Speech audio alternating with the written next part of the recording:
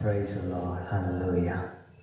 இந்த ஆராதனையிலே கலந்து கொள்ள வந்திருக்கிற ஒவ்வொருவரையும் இயேசு கிறிஸ்துவின் நாமத்தினாலே உங்களை நான் வாழ்த்தி வரவேற்கிறேன். எங்களோடு கூட இணைந்து தேவனை மகிமைப்படுத்த உங்களை தேவ சமூகத்திலே ஒப்பு கொடுத்து ஜெபத்தோடு ஆவியிலே நிறைந்தவர்களாய் கண்ணீரோடு தேவ சமூகத்தில் நம்மை ஆராதிக்க நம்மை அர்ப்பணிக்கலாம். கர்த்தர் தாமே அவருடைய திவ்ய பிரசன்னத்தை, அவருடைய மகத்துவமான வல்லமைகளை, அற்புதங்களையும் அதிசயங்களையும் நம்முடைய மத்தியிலே செய்ய வல்லமையுள்ளவர் என்பதை அறிந்தவர்கள், விசுவாசிக்கிறவர்கள் ஸ்தோத்திரம் இருக்கிற இடங்கள்ல எல்லாரும் கொஞ்ச நேரம் வாய்களை திறந்து ஆண்டவருக்கு கொஞ்ச நேரம் துதிகளை ஏறெடுக்கலாம். Praise the Lord. Hallelujah.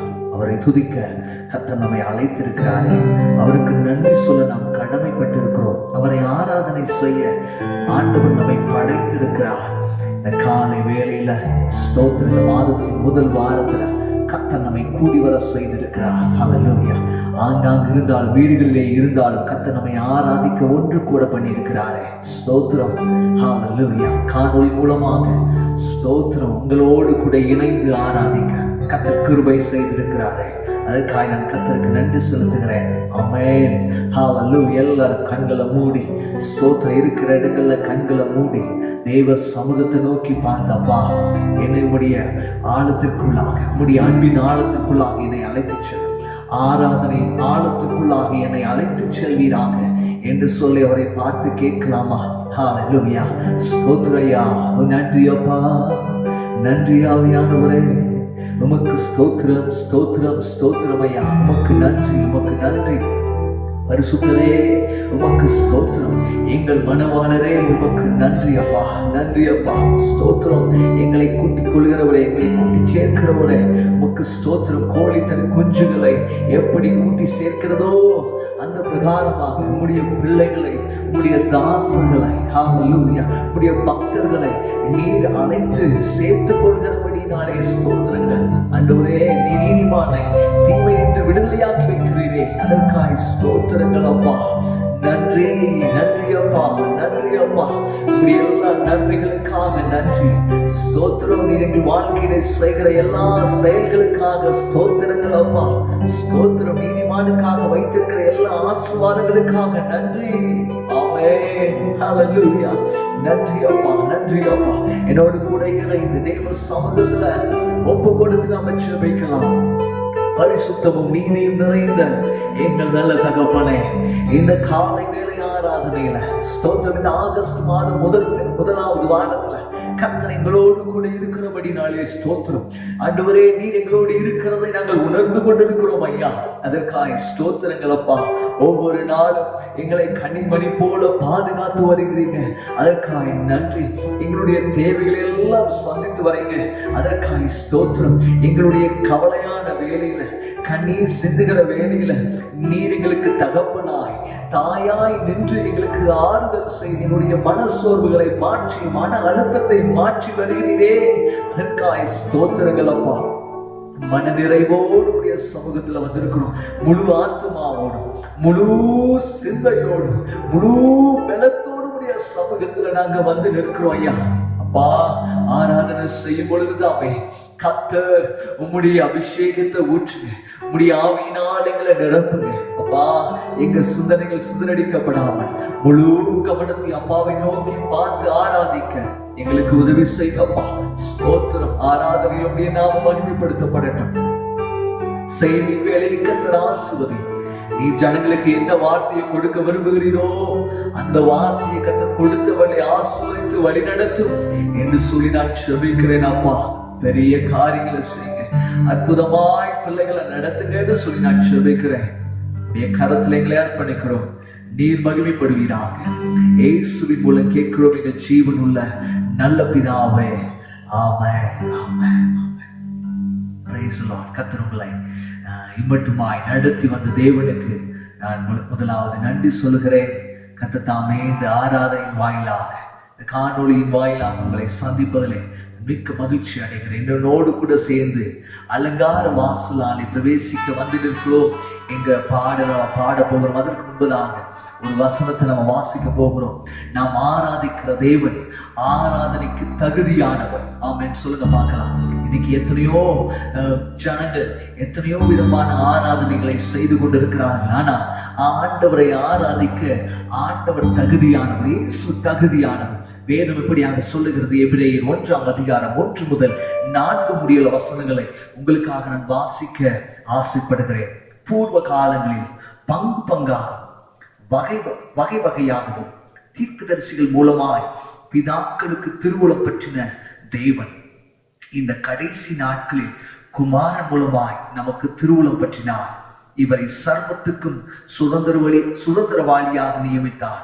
இவரை கொண்டு உலகங்களை உண்டாக்கினார்.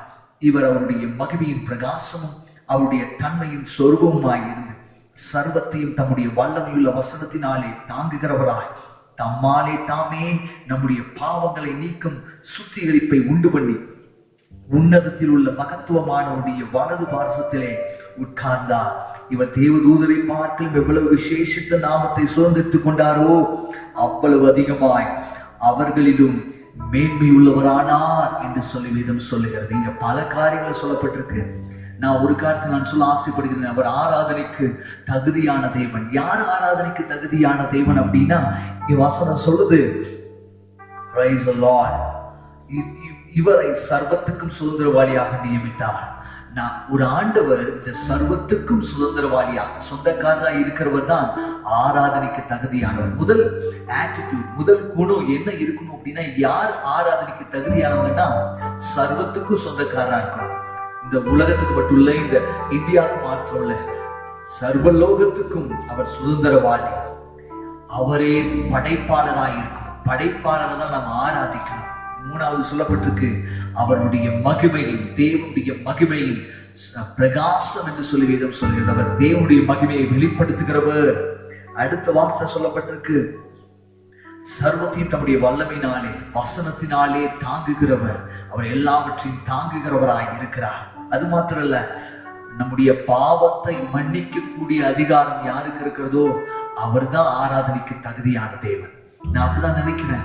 என்னுடைய பாவத்தை மன்னிச்சதுனாலதான் எனக்கு நான் அப்பாவை ஆராதிக்க வந்திருக்கிறேன். எத்தனை பேருடைய பாவங்கள் மன்னிக்கப்பட்டிருக்கு? எத்தனை பேர் நம்புறீங்க அவர் தான் இந்த உலகத்தை படைத்தார்? இது யாரை குறித்து சொல்லுகிறது? இயேசுவை குறித்து சொல்லுகிறது. இயேசுதான் ஆராதனைக்கு தகுதியான தேவன், ஆராதனைக்கு பாத்திரர். பலமுறை பாடணும், ஆராதனைக்கு பாத்திரர் ஆண்டவர் என்று சொல்லி வர்ஷிப் டைம் எல்லாம் நம்ம பிரகடனப்படுத்துறோம், ப்ரெடிக்ட் பண்றோம். ஆனா அதனுடைய அர்த்தம் என்ன தெரியுங்களா? அவர் தான் சர்வத்துக்கும் சொந்தக்காரர். அவரே எல்லாவற்றையும் படைத்தவர். தம்முடைய வசனங்களினாலே அவைகளை தாங்குகிறவராய் இருக்கிறார். உங்களுடைய பாவங்களை, என்னுடைய பாவங்களையும் சுமந்து தீர்த்த தேவ ஆட்டுக்குட்டி அவரே ஆராதனைக்கு பாத்திரர். என்னோடு கூட சேர்ந்து பாருங்க. அலங்கார வாசலாலே பிரவேசிக்க வந்து நிற்கிறோம். தெய்வ வீட்டின் நன்மையாலே நிரம்பிட வந்து நிற்கிறோம். கர்த்தர் தம்முடைய நன்மையால் உங்க இல்லத்தை நிரப்ப அவர் சுத்தமுள்ளவராய் இருக்கிறார். என்னோடு கூட சேர்ந்து பாடலாமா?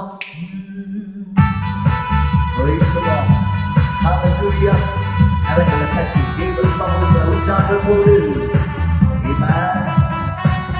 அவருடைய பிரகாரத்திலே வசித்திருப்பது எவ்வளவு நன்மைக்கு வந்தது. அலங்காரமாலே பிரவேசிக்க வந்திருக்கிறோம்.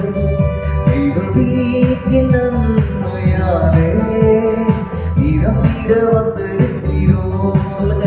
அலங்காரமாலே பிரவேசிக்க வந்திருக்கிறோம். தெய்வ வீட்டின் நன்மையாலே இரம்பிட வந்திருக்கிறோம். ஆராதிக்க வந்தோம், அன்புக்குள்ளவர்களோம், ஏகோவா தேவனை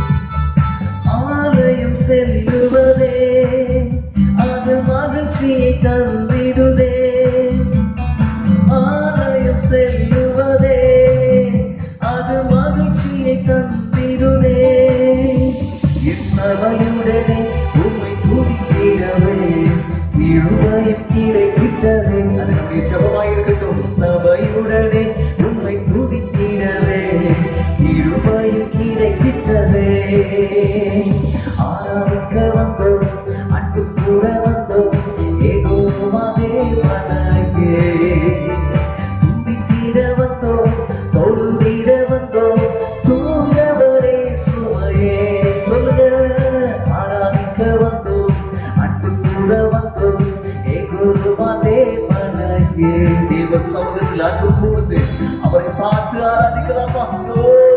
துதித்திட வந்தோம், தொழுதிட வந்தோம், தூயவரே சுவையே. பலிகளை செலுத்திடவே, ஜீவபலியாக மாறிடவே, பலிகளை செலுத்திடவே, ஜீவபலியாக மாறிடவே, மறுரூபத்தின் இதயத்தை தந்தீரே, ஸ்தோத்திரம் ஸ்தோத்திரமே. மறுரூபத்தின் இதயத்தை தந்தீரே, ஸ்தோத்திரம் ஸ்தோத்திரமே. ஆராதிக்க வந்தோம், அன்பு கூற வந்தோம், எங்களுமா தேவனையே. துதித்திட வந்தோம், தொழுதிட வந்தோம், தூயவரே சுவையே. ஆராதிக்க வந்தோம், அன்பு கூற வந்தோம், எங்களுமா தேவனையே. துதித்திட வந்தோம், தொழுதிட வந்தோம், தூயவரே சுவையே. நன்மை செய்தவர்க்கு நாங்கள் நன்றி செலுத்துவோமே, நன்மை செய்தவர்க்கு நாங்கள் நன்றி செலுத்துவோமே. என் காணிக்கை உன் கரங்களிலே உற்சாகமாய் விதைக்கிறோமே, என் காணிக்கையை உன் கரங்களிலே உற்சாகமாய் விதைக்கிறோமே. ஆராதிக்க வந்தோம், மற்ற கூற வந்தோம், யெகோவா தேவனே. துதித்திட வந்தோம், தொழுதிட வந்தோம், தூயவரே சுவையே. ஆராதிக்க அன்பு கூற வா, யெகோவா தேவனே. துதித்திட வந்தோம், தொழுதிட வந்தோம், தூயவரே சுவையே. துதிகரமாகியுமே முழு மனதோடு செலுத்துவோமே, துதிகரமாகியுமே முழு மனதோடு செலுத்துவோமே. சம்பூரண ஆசீர்வாதங்களா திருப்தியாய் அருளிடுமே, சம்பூரண ஆசீர்வாதங்களா திருப்தியாய் அனுப்பிடுமே. ஆராதிக்க வந்தோம், மட்டும் கூற வந்தோம், யெகோவா தேவனை தேவனை. துதித்திட வந்தோம், அவை தொழுதிட வந்தோம், தூயவர் இயேசுவையே. ஆராதிக்க வந்தோம், அவை யெகோவா தேவனையே. துதித்திட வந்தோம், அவை தொழுதிட வந்தோம், தூயவர் இயேசுவையே. ஆமென். ஆராதிக்க வந்தோம், அன்பு கூற வந்தோம், யெகோவா தேவனையே. துதித்திட தேவ சபைகள்ல துதிக்க ஆர்ப்பரிக்க வந்திருக்கிற ஒவ்வொரு பிள்ளைகளும் எழுந்திருந்து அப்பா ஆராதிக்க வந்திருக்கிறோம். ஆராதிக்க வந்தோம், அன்பு கூற வந்தோம், யெகோவா தேவனையே. துதித்திட வந்தோம், தொழுதிட வந்தோம், தூயவரே சுவையே. ஆராதிக்க வந்தோம், அன்பு கூற வந்தோம், யெகோவா தேவனையே. துதித்திட வந்தோம், தொழுதிட வந்தோம், தூயவரே சுவையே. அலங்கார அலங்காரமா ஆமென். துதித்திட வந்திருக்கிறோம், வீட்டின் நன்மையாலே நிரம்பிட வந்திருக்கிறோம். இந்த மாதத்தில் எங்களை நிரம்ப பண்ணுங்கப்பா. ஸ்தோத்திரம். ஒரு புதிய அனுபவத்திற்குள்ளாக எங்களை நிரப்பி நடத்துவீராக, புதிய ஆசீர்வாதத்திற்குள்ளாக எங்களை நிரப்பி நடத்தும். ஒரு புதிய ஆசீர்வாதம் எங்களை தொடர்ந்து வருவதாக, உங்களுடைய தெய்வீக ஆசீர்வாதம் எங்களை நிரப்பட்டும். ஓ தெய்வ வீட்டின் நன்மையினாலே எங்களை நிரப்புவீராக. பிரவேசிக்க வந்திருக்கிறோம், தெய்வ வீட்டின் நன்மையாலே நிரம்பிட வந்திருக்கிறோம். கைகளை காட்டி தேவ சமூகத்துல அப்பா நான் உம்மை ஆராதிக்க கூடி வந்திருக்கிறேன். அப்பா ஆலயம் செல்வதே அது மகிழ்ச்சி, என் சபையுடனே துதிப்பது ஒரு பெரிய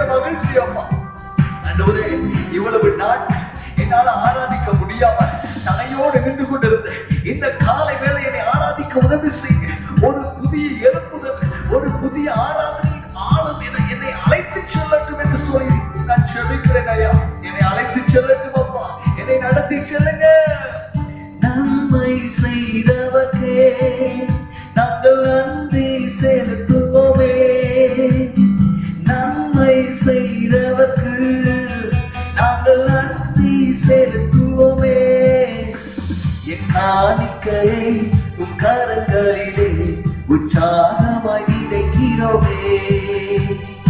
காணிக்கையை உம் கரங்களிலே உற்சாகமாய் விதைக்கிறோமே. ஆராதிக்க வந்தோம், அன்பு கூற வந்தோம், ஏகோவாவே மனையே. துதித்திட வந்தோம், தோல்விட வந்தோம், தூயவரே சுமையே. ஆராதிக்க வந்தோம், அன்பு கூற வந்தோம், ஏகோவாவே மனையே. துதித்திட வந்தோம், தோல்விட வந்தோம், தூயவரே சுமையே.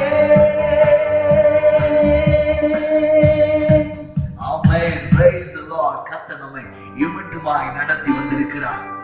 அது ஒரு அடி சொல்லப்பட்டிருக்கு, என் காணிக்கையும் கரங்களிலே உற்சாகமாய் விதைக்கிறோமே. ஆமா பிரியமானவர்களே, ஆராதனை என்பது பாடல் பாடி ஜெபிக்கிறதோடு ஆராதனை முடிந்து போவதல்ல. அந்த ஆராதனை என்பது நம்முடைய வாழ்க்கையோடு பிரயாணம் பண்ணுகிற ஒன்றாய் இருக்கிறது. ஸ்தோத்திரம். பாடல் பாடுவதற்கு மேலானது ஆராதனை, துதிப்பதற்கு மேலானது ஆராதனை. என் வாழ்க்கையின் மூலமாய் நான் ஆண்டவருக்கு ஆராதனை செய்யணும். வாயளவுல ஆராதனை செய்வதை காட்டிலும் வாழ்க்கை அளவுல ஆராதனை செய்வதை தான் ஆண்டவர் அதிகமாய் விரும்புகிறார். இந்த காலை வேளையில ஸ்தோத்திரம். அவர் ஆராதனைக்கு தகுதியானவர். எதனால் அவர் ஆராதனைக்கு தகுதியானவர்? எபிரேயர் 1ஆம் அதிகாரத்தில் நம்ம படித்தோம். அவர் சர்வத்துக்கும் சொந்தக்காரர். அது எதை குறிக்கிறதுன்னா அவருடைய குணத்தை குறிக்கிறது. அவர் எல்லாவற்றையும் படைத்தார். அதுதான் அவரை ஆராதனைக்கு தகுதியானவராய் மாற்றி இருக்கிறது. என்னுடைய ஆராதனை பாத்திரம் உள்ளதாய் தகுதியானதாய் இருக்கணும் அப்படின்னா பாடல் பாடி சத்தமா கையை தட்டி குதிக்கிறதுல என்னுடைய ஆராதனை முடிந்து போகிறது. தேவச்சனமே, அதோடு ஆராதனை முடிந்து போகக்கூடாது. ஆராதனை என்னுடைய வாழ்க்கையோடு பிரயாணப்படணும். ஸ்தோத்திரம். அது என்னுடைய வாழ்க்கையோடு தொடர்புடையது. என்னுடைய வாழ்க்கையில நான் ஆண்டவரை ஆராதனை செய்யணும். கீழ்ப்படிதலின் மூலமாக நான் ஆண்டவரை ஆராதனை செய்ய கற்றுக்கொள்ளணும். அன்பு செய்வதன் மூலமாக நான் ஆராதனை செய்ய கற்றுக்கொள்ளணும். ஆமென் சொல்லுங்க பார்க்கலாம். எத்தனை பேரு இந்த சுவாபத்தோடு நீங்கள் ஆராதனை செய்கிறீர்கள் என்று சொல்லி எனக்கு தெரியல. அதுல சொல்றாரு, காணிக்கையோடு அவருடைய பிரகாரத்துல வரணுமா, அவருடைய பிரகாரத்துல வந்து பலியிடணும். ஆண்டவரை எப்பெல்லாம் ஆராதனை செய்யறோமோ அப்பெல்லாம் காணிக்கையோடு அவருடைய சமூகத்துல வந்து அவரை ஆராதனை செய்ய வேண்டுமா. உங்களுடைய வாழ்க்கையின் அர்ப்பணத்தை அவருடைய சமூகத்துல கொண்டு வந்து விதைச்சு பாருங்களேன். அவர் பெரிய அற்புதமான காரியத்தை செய்வார். நம்ம நினைக்கிறோம் நாம் ஆராதனைக்கு தகுதியானவர்களா, நாம் ஆராதனை செய்ய தகுதியானவர்களா அப்படின்னு பார்த்தா அதுவே இல்லை. நாம் ஆராதனை செய்ய கூட தகுதி இல்லை. ஆனா இந்த ஆராதனை செய்ய தகுதி அல்லாத நம்மை ஆண்டவர் தகுதிப்படுத்தி இருக்கிறார். ஆமென் சொல்லுங்க பார்க்கலாம். Price the Lord. இந்த நல்ல ஆண்டவரை பாடி ஆராதித்து துதித்து போற்றி மகிழ போகிறோம். தேவ சமூகத்துல நின்று எல்லோரும் தேவனே உமக்கு ஸ்தோத்திரம், எங்கள் ராஜராஜனே உமக்கு ஸ்தோத்திரம் என்று சொல்லி அவருடைய அந்த பாடலை நம்ம பாடி அவரை ஆராதிக்க போகிறோம். ஒரு காரியத்தை நான் சொல்ல ஆசைப்படுகிறேன். என்ன அப்படின்னா, நான் ஆராதனை செய்வதற்கு தகுதியற்ற நிலைமையில இருந்த என்னை ஆராதனை செய்ய தகுதிப்படுத்தி இருக்கிறது அவருடைய கிருபை. ஆமென். அதனாலதான் நம்ம அவரை பாடி ஆராதிக்கணும். அதான் சொல்லப்பட்டிருக்கு, நம்முடைய பாவங்களை நீக்கும் சுத்திகரிப்பை உண்டு பண்ணி உன்னதத்தில் உள்ள மகத்துவமானுடைய வலது பாசத்தில் உட்கார்ந்தார். அவன் நம்முடைய பாவங்களை மன்னித்து சுத்திகரித்து ஆராதனை செய்ய வைத்திருக்கிறார். பரிசுத்தத்தோடு ஆராதனை செய்ய முடியுங்க. ஆண்டவர் ஆராதனை செய்யணும், பாவத்தோடு ஆராதனை செய்ய முடியாது.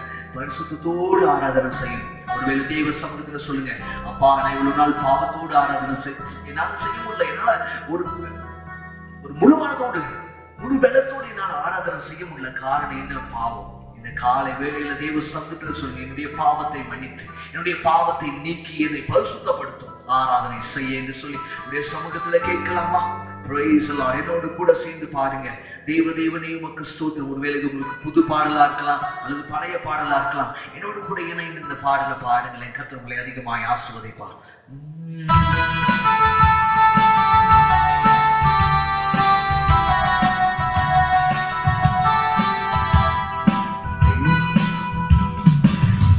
தேவனே உமக்கு ஸ்தோத்திரம், ராஜராஜனே உமக்கு ஸ்தோத்திரம், தேவனே உமக்கு ஸ்தோத்திரம், ராஜராஜனே உமக்கு ஸ்தோத்திரம். உம்மை பணிந்து குனிந்து ஆராதிக்கிறோம். உம் பாதம் முத்தம் செய்து ஆராதிக்கிறோம். உம்மை பணிந்து கூப்பிட்டு ஆராதிக்கிறோம். உம் பாதம் முத்தம் செய்து ஆராதிக்கிறோம். உம்மை பணிந்து குனிந்து ஆராதிக்கிறோம். உம் பாதம் முத்தம் செய்து ஆராதிக்கிறோம். கை உயர்த்தி ஆராதனை ஆராதனை உமக்கு தானே. எங்கள் ஆராதனை ஆராதனை உமக்கு தானே. ஆராதனை ஆராதனை உமக்கு தானே. எங்கள் ஆராதனை ஆராதனை உமக்கு தானே. எங்கள் ஆராதனை ஆராதனை உமக்கு தானே. எங்கள் ஆராதனை ஆராதனை உமக்கு தானே. தேவதேவனே தேவதேவனே உமக்கு ஸ்தோத்திரம். எங்கள் ராஜராஜனே உமக்கு ஸ்தோத்திரம். தேவதேவனே உமக்கு ஸ்தோத்திரம். சொல்லவா? எங்கள் ராஜராஜனே உமக்கு ஸ்தோத்திரம். உம்மை பணிந்து குனிந்து ஆராதிக்கிறேன். உம் பாதம் செய்து ஆராதிக்கிறேன். உம்மை பணிந்து குனிந்து ஆராதிக்கிறேன். உம் பாதம் முத்தம் செய்து ஆராதிக்கிறேன். ஆராதனை ஆராதனை உமக்கு தானே. எங்கள் ஆராதனை ஆராதனை உமக்கு தானே. ஆராதனை ஆராதனை உமக்கு தானே. எங்கள் ஆராதனை ஆராதனை உமக்கு தானே. எங்கள் ஆராதனை ஆராதனை உமக்கு தானே. எங்கள் ஆராதனை ஆராதனை உமக்கு தானே. எங்கும் வியாபித்து இருப்பவரே, எல்லாவற்றையும் ஆளுகை செய்பவரே. எங்கும் வியாபித்து இருப்பவரே, எல்லாவற்றையும் ஆளுகை செய்பவரே. உமக்கு ஒப்பானவர் யாரும் இல்லை. உமக்கு நிகரானவர் எவரும் இல்லை. உமக்கு ஒப்பானவர் யாரும் இல்லை. உமக்கு நிகரானவர் எவரும் இல்லை. உம்மை பணிந்து குனிந்து ஆராதிக்கிறோம். பாதம் முத்தம் செய்து ஆராதிக்கிறோம். உம்மை பணிந்து குனிந்து தேவ சமூகத்துல பணிந்து குனிந்து ஆராதனை செய்யும். உடைய பாதத்தை முத்தமிட்டு ஆராதிக்கிறோம். ஆராதனை ஆராதனை உமக்கு தானே. எங்கள் ஆராதனை ஆராதனை உமக்கு தானே. ஆராதனை ஆராதனை உமக்கு தானே. எங்கள் ஆராதனை ஆராதனை உமக்கு தானே. எங்கள் ஆராதனை உமக்கு தானே. எங்கள் ஆராதனை ஆராதனை உமக்கு தானே. வாக்கு தத்தங்களில் உண்மையுள்ளவரே, வாக்கு மாறாத உத்தமரே. வாக்கு தத்தங்களில் உண்மையுள்ளவரே, வாக்கு மாறாத உத்தமரே. வாக்கு தத்தங்களில் உண்மையுள்ளவரே, வாக்கு மாறாத உத்தமரே. உமக்கு ஒப்பானவர் யாரும் இல்ல. உமக்கு நிகரானவர் எவரும் இல்ல. உமக்கு ஒப்பானவர் யாரும் இல்ல. அதனாலதான் அவர் ஆராதனைக்கு மாற்றுகிறார். உம்மை பணிந்து குனிந்து ஆராதிக்கிறோம். உம் பாதம் முத்தம் செய்து ஆராதிக்கிறோம். உம்மை பணிந்து குனிந்து feel the presence, feel his feet. அவருடைய பாதத்தை உணருங்க. அவருடைய பாதத்துல நீங்க பணிந்திருக்கிறீங்கிறத உணருங்க. அவருடைய பாதத்துல பணிந்து அப்பா என்று சொல்லி அவருடைய பாதத்துல பணிந்து முத்தமிட்டு ஆராதனை செய்யலாமா? உம்மை பணிந்து குனிந்து ஆராதிக்கிறோம். உம் பாதம் முத்தம் செய்து ஆராதிக்கிறோம். உம்மை பணிந்து சின்ன பிள்ளைங்க பெரியவங்க வாலிபர்கள் எல்லாம் எத்தனையோ பேருக்கு நம்ம அன்பை காட்டுறோம். ஆனா அப்பா சமூகத்துல இன்னைக்கு வந்திருக்கிற உங்களுடைய உள்ளத்துல அப்பாவோட எண்ணம், அப்பாவோட அன்பு அதிகமாகட்டும்.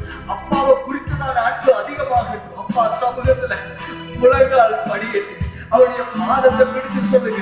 பாதம் படித்து அப்பா உடைய பாதத்துல முத்தமிட்டு ஆராதனை செய்கிறேன் ஐயா. உம்மை பணிந்து குனிந்து ஆராதிக்கிறோம், உம் பாதம் முத்தம் செய்து ஆராதிக்கிறோம்.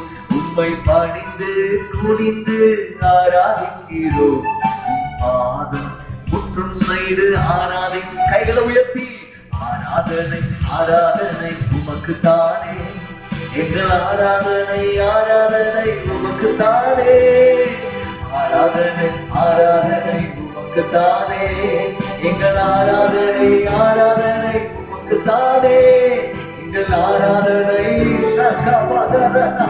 துதித்துக் கொண்டே இருக்கிறீங்க. அதுதான் மகா பரிசுத்த ஸ்தலத்துக்குள்ளாக உங்களை அழைத்து செல்லும். இன்னும் பிரகாரத்திலே இருக்கிறீங்களா? Come back.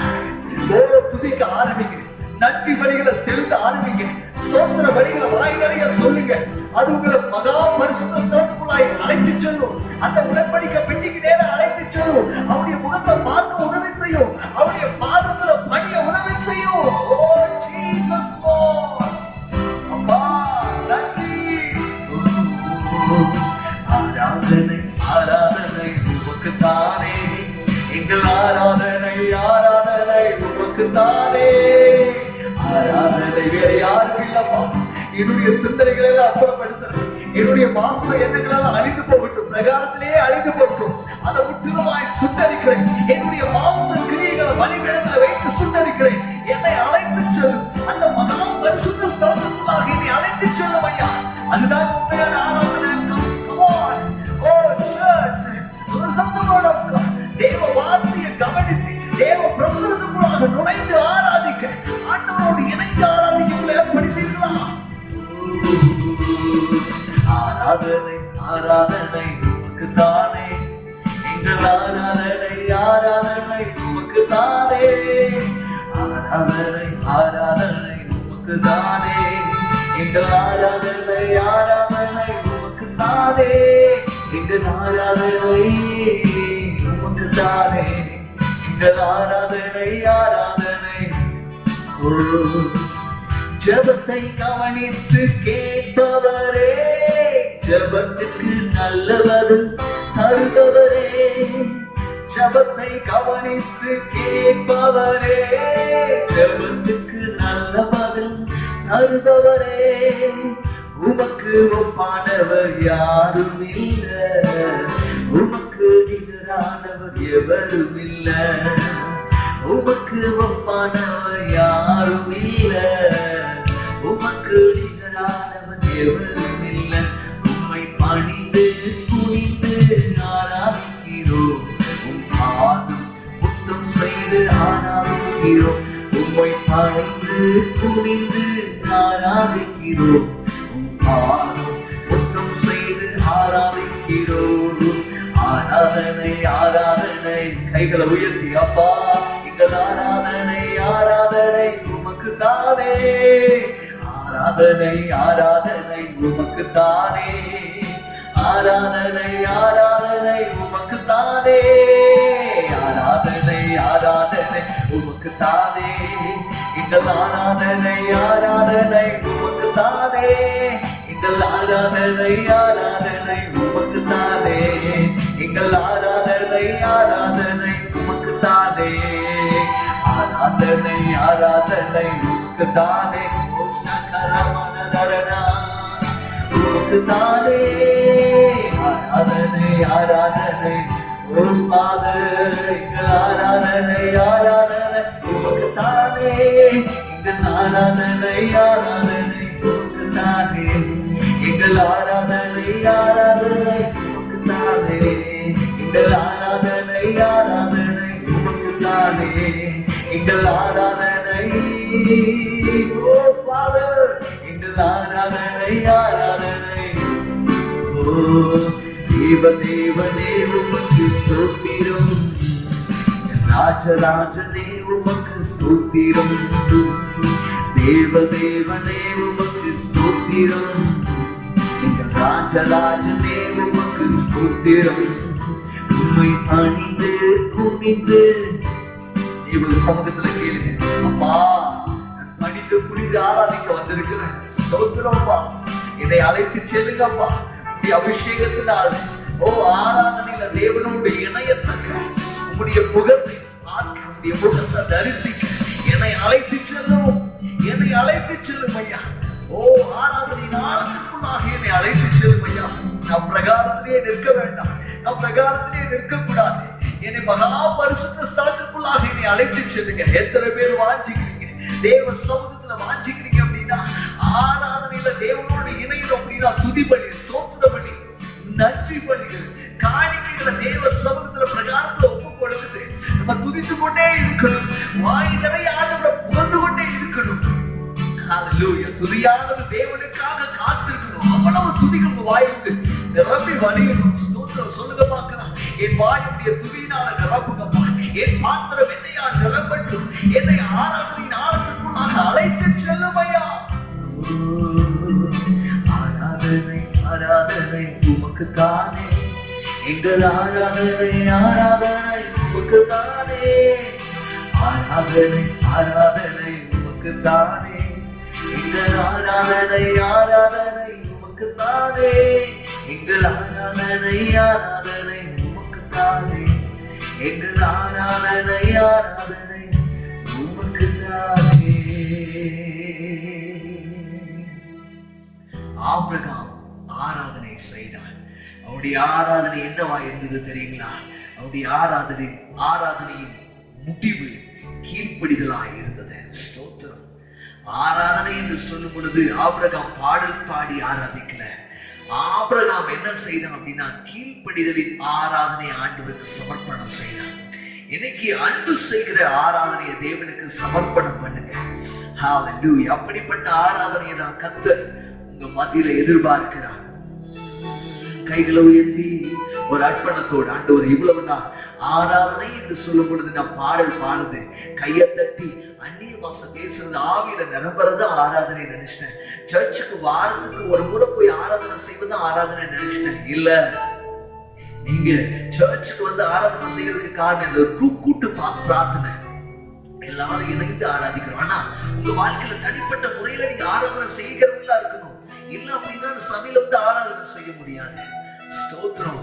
இன்னைக்கு ஒவ்வொரு நாளும் தொடர்ந்து ஆராதனை செய்ய வந்தவங்க கண்டிப்பா இந்த ஆராதனையில பலப்படுத்தப்பட்டிருப்பீங்க. உங்களை கர்த்தர் நிரப்பி இருப்பார் என்று சொல்லி நான் நம்புகிறேன். கைகளை உயர்த்தி இந்த ஆராதனை, இந்த ஆராதனை சொல்லுங்க. இந்த ஆராதனை, இந்த ஆராதனை ஏசப்பா உமக்கு தான், இந்த ஆராதனை ஏசப்பா உமக்கு தான், இந்த ஆராதனை ஆராதனை ஆராதனை ஆராதனை ஆராதனை ஆராதனை ஏசப்பா உமக்கு தான், இந்த ஆராதனை ஏசப்பா உமக்கு தான், இந்த ஆராதனை. ரெண்டு கைகள் உயர்த்தப்பட்டிருக்கட்டும். பிலிப்பியர் நிருபத்தில் சொல்லப்பட்டிருக்கிறது, முழங்கள் யாவும் முடங்கும், நாவுகள் யாவும் அறிக்கை செய்யும் என்று சொல்லி நான் நினைக்கிறேன். இந்த ஆராதனையை கேட்டுக்கொண்டிருக்கிற பிள்ளைகளை, தேவ பிள்ளைகளே, கொஞ்சம் கவனமா கேளுங்க. நம்முடைய கைகள் வேற யாருக்காகவும் முடங்கக்கூடாது, நம்முடைய கால்கள் யாருக்கு முன்பாகவும் முடங்கக்கூடாது. ஒரே ஒருவர், அது இயேசு என்கிற நாமத்திற்கு முன்பதாக. இயேசுவே ஆராதனைக்கு தகுதியானவர். இந்த அடியானின் ஆராதனை எல்லாம் ஆண்டவர் ஒருவருக்கே உரித்தாகணும். அவரே எல்ரோயி, அவரே எல் ஷடாய், அவரே அடோனாய் என்று சொல்லி பல முறை நம்ம பாடி இருக்கிறோமே. He is worthy to be praised. அவரே ஆராதனைக்கு புகழ்ச்சிக்கு பாத்திரராய் இருக்கிறார். கைகளை உயர்த்தி இந்த ஆராதனை, இந்த ஆராதனை சொல்லாமா, இந்த அடியேனின் ஆராதனை, இந்த அடியேனின் ஆராதனை. மன்னித்தவரே, பாவம் மறந்தவரே, அல்பா ஓமேகாவே, மன்னித்தவரே, பாவம் மறந்தவரே, அல்பா ஓமேகாவே, இந்த ஆராதனை, இந்த அடியே ஆராதனை ஏற்றுக்கொள்ளுமையா. இந்த அடியே ஆராதனை, இந்த அடியே ஆராதனை,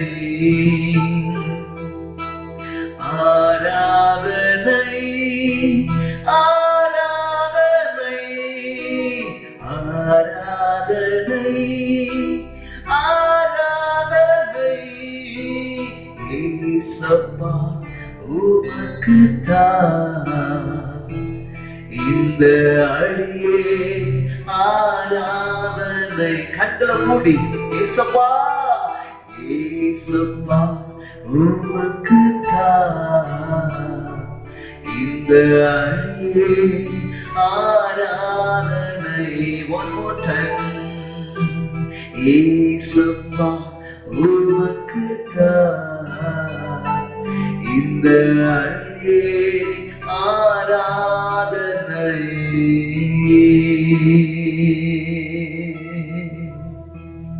ஆமையா, எங்க ஆராதனை எல்லாம் உமக்கு. இவ்வளவு நாட்கள் பாடல் தான் ஆராதனை என்று சொல்லி நினைத்திருந்தான். அம்மா என்ன மன்னிக்கிறது ஒரு ஆராதனை, கீழ்ப்படிகிறது ஒரு ஆராதனை, அன்பு செய்வது ஒரு ஆராதனை என்று சொல்லி குணங்கள் மாற்றம் அடைவதுதான் ஆராதனை. வாழ்க்கையிலே நான் வாழ்ந்து காட்டுவதுதான் ஆராதனை. கிறிஸ்தவனாய் வாழ்வதுதான் ஒரு தேவனுக்கு நான் செய்யக்கூடிய மிகப்பெரிய ஆராதனை. அந்த ஆராதனையை நான் செய்வதற்கு என்னை முற்றிலுமாய் அர்ப்பணிக்கிறேன். தேவ சித்தத்தை செய்வதுதான் உண்மையான ஆராதனை என்பதை நான் புரிந்து கொண்டேன். ஐயா, எனக்கு உதவி செய்யுங்க. என் நாமத்துல ஆராதனை செய்ய, புகழ்ந்து பாட, வாழ்க்கையிலே ஆராதனையை வெளிப்படுத்த கர்த்தர் எனக்கு கற்றுக் கொடுப்பீராக. தாழ்த்தி அர்ப்பணிக்கிறோம் இயேசுவின் மூலம் பிதாவே. ஆமென், ஆமென், ஆமென். Praise the Lord. ஆராதனை இந்த கர்த்தர் உங்களோடு இடைப்பட்டிருப்பார் என்று சொல்லி நினைக்கிறேன். ஆராதனை பண்ணும் பொழுது வாழ்க்கை தேவனை ஆராதிக்க வேண்டும் என்பதை மனதில் வைத்து நீ ஒவ்வொரு நாட்களும் நம்ம வாழ பழகி கொள்ளலாம். கர்த்தர் அதிகமாய் நம்மை ஆசீர்வதிப்பார். இன்றைக்கு உங்க மத்தியில தெய்வ வார்த்தையை கொண்டு வந்திருக்கிற கர்த்தர் என்னுடைய இருதயத்தில் வைத்த வசனங்களை உங்க மத்தியில பகிர்ந்து கொள்ள ஆசைப்படுகிறேன். எங்களோடு கூட இணைந்து கொள்ளுங்கள். உங்களுடைய சிந்தனைகள் எல்லாம் சித்தரிக்கப்பட வேண்டாம். கையில வேதாகமத்தை எடுத்துக்கொள்ளுங்க, ரொம்ப நல்லது. வேதத்தை திருப்புங்க. நான் சொல்லும் பொழுது வேதாகமத்தை படியுங்க. வீட்டில் இருக்கும் பொழுது அது உங்களுக்கு ஆசீர்வாதத்தை கொண்டு வரும். இது தொடர்ச்சியான ஒரு செய்தி தான். கணவனை பற்றிய தெய்வ சித்தம் என்று சொல்லி 2 வாரத்துக்கு முன்பதாக நான் பகிர்ந்து கொண்டேன். அது part 1. Part 2 is on the way. அது இன்னும் முடியல. கணவனை பற்றிய தெய்வ சித்தம் அதில் ஒரு பகுதி தான் பார்த்தோம். பிற்பாடு போன வாரத்தில் தெய்வ சித்தத்தை நிறைவேற்ற ஆவிக்குரிய அறுவை சிகிச்சை என்கிற தலைப்புல நம்ம பார்த்தோம். அது என்ன அப்படின்னா, ஒரு குடும்பம் சபையில எப்படி தெய்வ சித்தத்தை நிறைவேற்றணும் என்பதை குறித்து பார்த்தோம். இப்போ மறுபடியும் மனைவி பற்றிய தெய்வ சித்தம் என்கிற தலைப்புல இன்னைக்கு நம்ம பார்க்க போகிறோம். This is first part. மனைவியை பற்றிய தெய்வ சித்தத்துல ஃபர்ஸ்ட் பார்ட். கணவனை பற்றிய தேவ சித்தத்தில் ஒரு ஃபர்ஸ்ட் பார்ட் நம்ம முடித்து விட்டோம். இன்னைக்கு என்னோடு கூட இந்த செய்தியை கேளுங்க. கர்த்தர் நம்மை அதிகமாய் ஆஸ்வதிக்கட்டும். நம்முடைய வேத பகுதியை 1 தீமோத்தேயு 2ஆம் அதிகாரத்தை திருப்பி வைத்துக் கொள்ளலாம். அதுக்கு முன்பதாக நம்முடைய தலைகளை தாழ்த்தி ஒரு நிமிடம் ஆண்டவரே என்னோடு இடைபடும், என்னுடைய வாழ்க்கையை மாற்றும் என்று சொல்லி தேவ சமூகத்திலே நம்ம அர்ப்பணிக்கலாம். பிதாவே, உம்மை ஸ்தோத்திரிக்கிறோம். என்னோடு கூட இடைபடுங்க. உம்முடைய நாமம் பலத்த துருகமையா, அதற்குள்ளாய் நான் ஓடி சுகமாய் இருக்க எனக்கு உதவி செய்யுங்க. என்னை முற்றிலுமாய் மறைத்துக் கொள்ளும், நீர் வெளிப்படும். இயேசுவின் மூலம் பிதாவே, ஆமென். இன்னைக்கு பிள்ளைங்க அதிகமா எதிர்பார்க்கிறது, குடும்பத்துல ஆசீர்வாதம் இருக்கணும் அப்படின்னு எல்லா ஜனங்களும் எதிர்பார்க்கிறாங்க. கிறிஸ்டியன்ஸ், நான் கிறிஸ்டியன்ஸ் எல்லாருமே எதிர்பார்க்கக்கூடிய ஒன்று, கணவன் மனைவிக்கு இடையே இருக்கிற உறவு முறைகள், தொடர்புகள் அல்லது கான்வர்சேஷன், பேச்சுவார்த்தைகள்ல எந்த மிஸ்டேக்கும் வந்துடக்கூடாது, அதுல எங்களுக்கு வாக்குவாதங்களோ பிரிவினைகளோ ஏற்பட்டு விடக்கூடாது என்று சொல்லி பல குடும்பங்கள் ரொம்ப கண்ணு கருத்துமாக வாழ்ந்து கொண்டிருக்கிறார்கள். அந்த நாட்கள்ல தான் வாழ்ந்து கொண்டிருக்கிறோம். ஆனாலும் ஒரு சிலர் ஒரு தரத்தார் எப்படி இருக்காங்கன்னா, இந்த வாழ்க்கையில்னா இன்னொரு வாழ்க்கையா அப்படின்னு போகிற ஆட்களும் உண்டு. கிறிஸ்தவத்திலும் உண்டு, மற்ற ரிலிஜியன்ஸ்லயும் உண்டு. அது இருக்கட்டும். ஆனால் நாம் கற்றுக்கொள்ள வேண்டிய காரியம், தேவன் பெண்களை குறித்து அழகாய் தேவ திட்டத்தை வேதாகமத்திலே சொல்லி வைத்திருக்கிறார் என்பதுதான் மிகையாகாது. இப்பொழுது நான் ஸ்பெசிபிக்கா மனைவி என்கிற ஒரு டேர்மை நான் கொடுக்கிறேன், கணவனுக்கும் மனைவிக்கும். அப்படின்னா மனைவி என்கிறவர்கள் பெண்களை குறிக்கிறது அப்படின்னா நீங்க எடுத்துக்கொள்ளணும். ஒருவேளை மேரேஜ் ஆனவங்க, மேரேஜ் ஆகாதவங்க எல்லாரும் எடுத்துக்கொள்ளக்கூடிய ஒரு பதம் மனைவி. நான் புருஷன், கணவன் என்று சொல்லும்போது அது ஆண்களை குறிக்கிறது, அவர்களும் அதை எடுத்துக்கொள்ளலாம். ஓகே, மனைவியை பற்றிய தேவ சித்தம் 1 தீமோத்தேயு 2ஆம் அதிகாரம் 11வது வசனத்துல சொல்லப்பட்டிருக்கிறது. ஸ்திரீயானவள் எல்லாவற்றிலும் அடக்கமுடையவளாய் இருந்து அமைதலோடு கற்றுக்கொள்ள கடவுள் என்று சொல்லி வேதம் நம்மை அழைக்கிறது. தேவ சித்தத்தை மனைவியானவர்கள் எப்படி நிறைவேற்ற வேண்டுமா? அடக்கமுடையவளாய் இருந்து எல்லாவற்றையும் அமைதலோடு கற்றுக்கொள்ள. இப்போ அவங்களுக்கு கொடுக்கப்பட்டிருக்கிற ஒரு பெரிய ரெஸ்பான்சிபிள், அவங்களால செய்யவே முடியாத ஒரு பெரிய வேலை என்ன அப்படின்னா, அவங்க வாயை கண்ட்ரோல் பண்ணுது. அமைதலோடு கற்றுக்கொள்ளணுமாமா. அமைதல்னா கடன்னு உருட்டுறதெல்லாம் அங்க சொல்லல. வாயை கொஞ்சம் க்ளோஸ் பண்ணி, வாயை கொஞ்சம் கண்ட்ரோல் பண்ணி அமைதலோடு கற்றுக்கொள்ள வேண்டும். கற்றுக்கொள்ளுதல்ங்கிறது ஒரு பெரிய ஆட்டிடியூட். அது எல்லாருக்கும் இருக்கிறது இல்லை. நான் ஒரு 2 டிகிரி முடிச்சுட்டேன்னா நான் நினைச்சுக்குவேன் நான் மெதப்புல இருப்பேன். அப்படி இருக்கக்கூடாது. எப்பவுமே ஒரு ஞானவன் கற்றுக்கொள்ளுதல ஆர்வமா இருப்பாங்க. சோ மனைவியை பார்த்து ஆண்டவர் சொல்லுகிற ஒரு வார்த்தை, ஸ்திரீயானவளை பார்த்து, பெண்களை பார்த்து ஆண்டவர் எதிர்பார்க்கிற ஒரு முக்கியமான காரியம், அமைதலோடு அடக்கமுடையவளாய் இருந்து கற்றுக்கொள்ள வேண்டும் என்று சொல்லி இங்க வேதாகமத்தில் சொல்லப்பட்டிருக்கும் போது அது சபையிலே சொல்லப்பட்டிருக்கிறது. இது குடும்பத்திலேயும் அப்ளிகபிள். குடும்பத்திலையும் கணவனுக்கும் மனைவிக்கும் இடையே ஏற்படுகிற உறவு முறைகள்ல அவங்க பேசும் பொழுது அமைதலோடு கற்றுக்கொள்வது நல்லது. இந்த அமைதலோடு கற்றுக்கொள்வதை குறித்து நாம கற்றுக்கொள்வதற்கு முன்பதாக நான் போன வாரத்துக்கு முந்தின வாரமே சொன்ன, இருவரும் வித்தியாசமானவர்கள். 2 பேருமே வித்தியாசமானவங்க அப்படிங்கிறத மனைவி புரிஞ்சுக்கணும். என்ன மாதிரியே அவர் இருப்பாருன்னு நீங்க நினைச்சிக்க கூடாது. அவருடைய ஆட்டிடியூட் வேற, உங்க குணாதிசயம் வேற. அவருடைய குணாதிசயம் டோட்டலி டிஃபரண்ட். ஆண்டவர் வித்தியாசமா 2 பேரையும் வச்சிருக்கிறார். கணவனுடைய வாழ்க்கையில ஆண்டவர் வச்சிருக்கிற திட்டத்தை ஆதியாகமம் 3ஆம் அதிகாரம் 16வது வசனத்தினுடைய கடைசி பகுதியில ஆண்டவர் எப்படி சொல்லுகிறார் என்று சொன்னா, அவன் உன்னை ஆண்டு கொள்ளுவான் என்றார். இப்போ புருஷனை குறித்து தேவ சித்தம் என்ன சொல்லுகிறது? கணவனும் மனைவியுமா இணைந்ததற்கு பிற்பாடு புருஷனானவன் மனைவியை ஆண்டு கொள்வான் என்று சொல்லியும், எபேசியர் 5ஆம் அதிகாரம் 23வது வசனத்துல என்ன சொல்லுகிறது என்று சொன்னால், கிறிஸ்து சபைக்கு தலையாயிருக்கிறது போல புருஷனும் மனைவிக்கு தலையாய் இருக்கிறான்.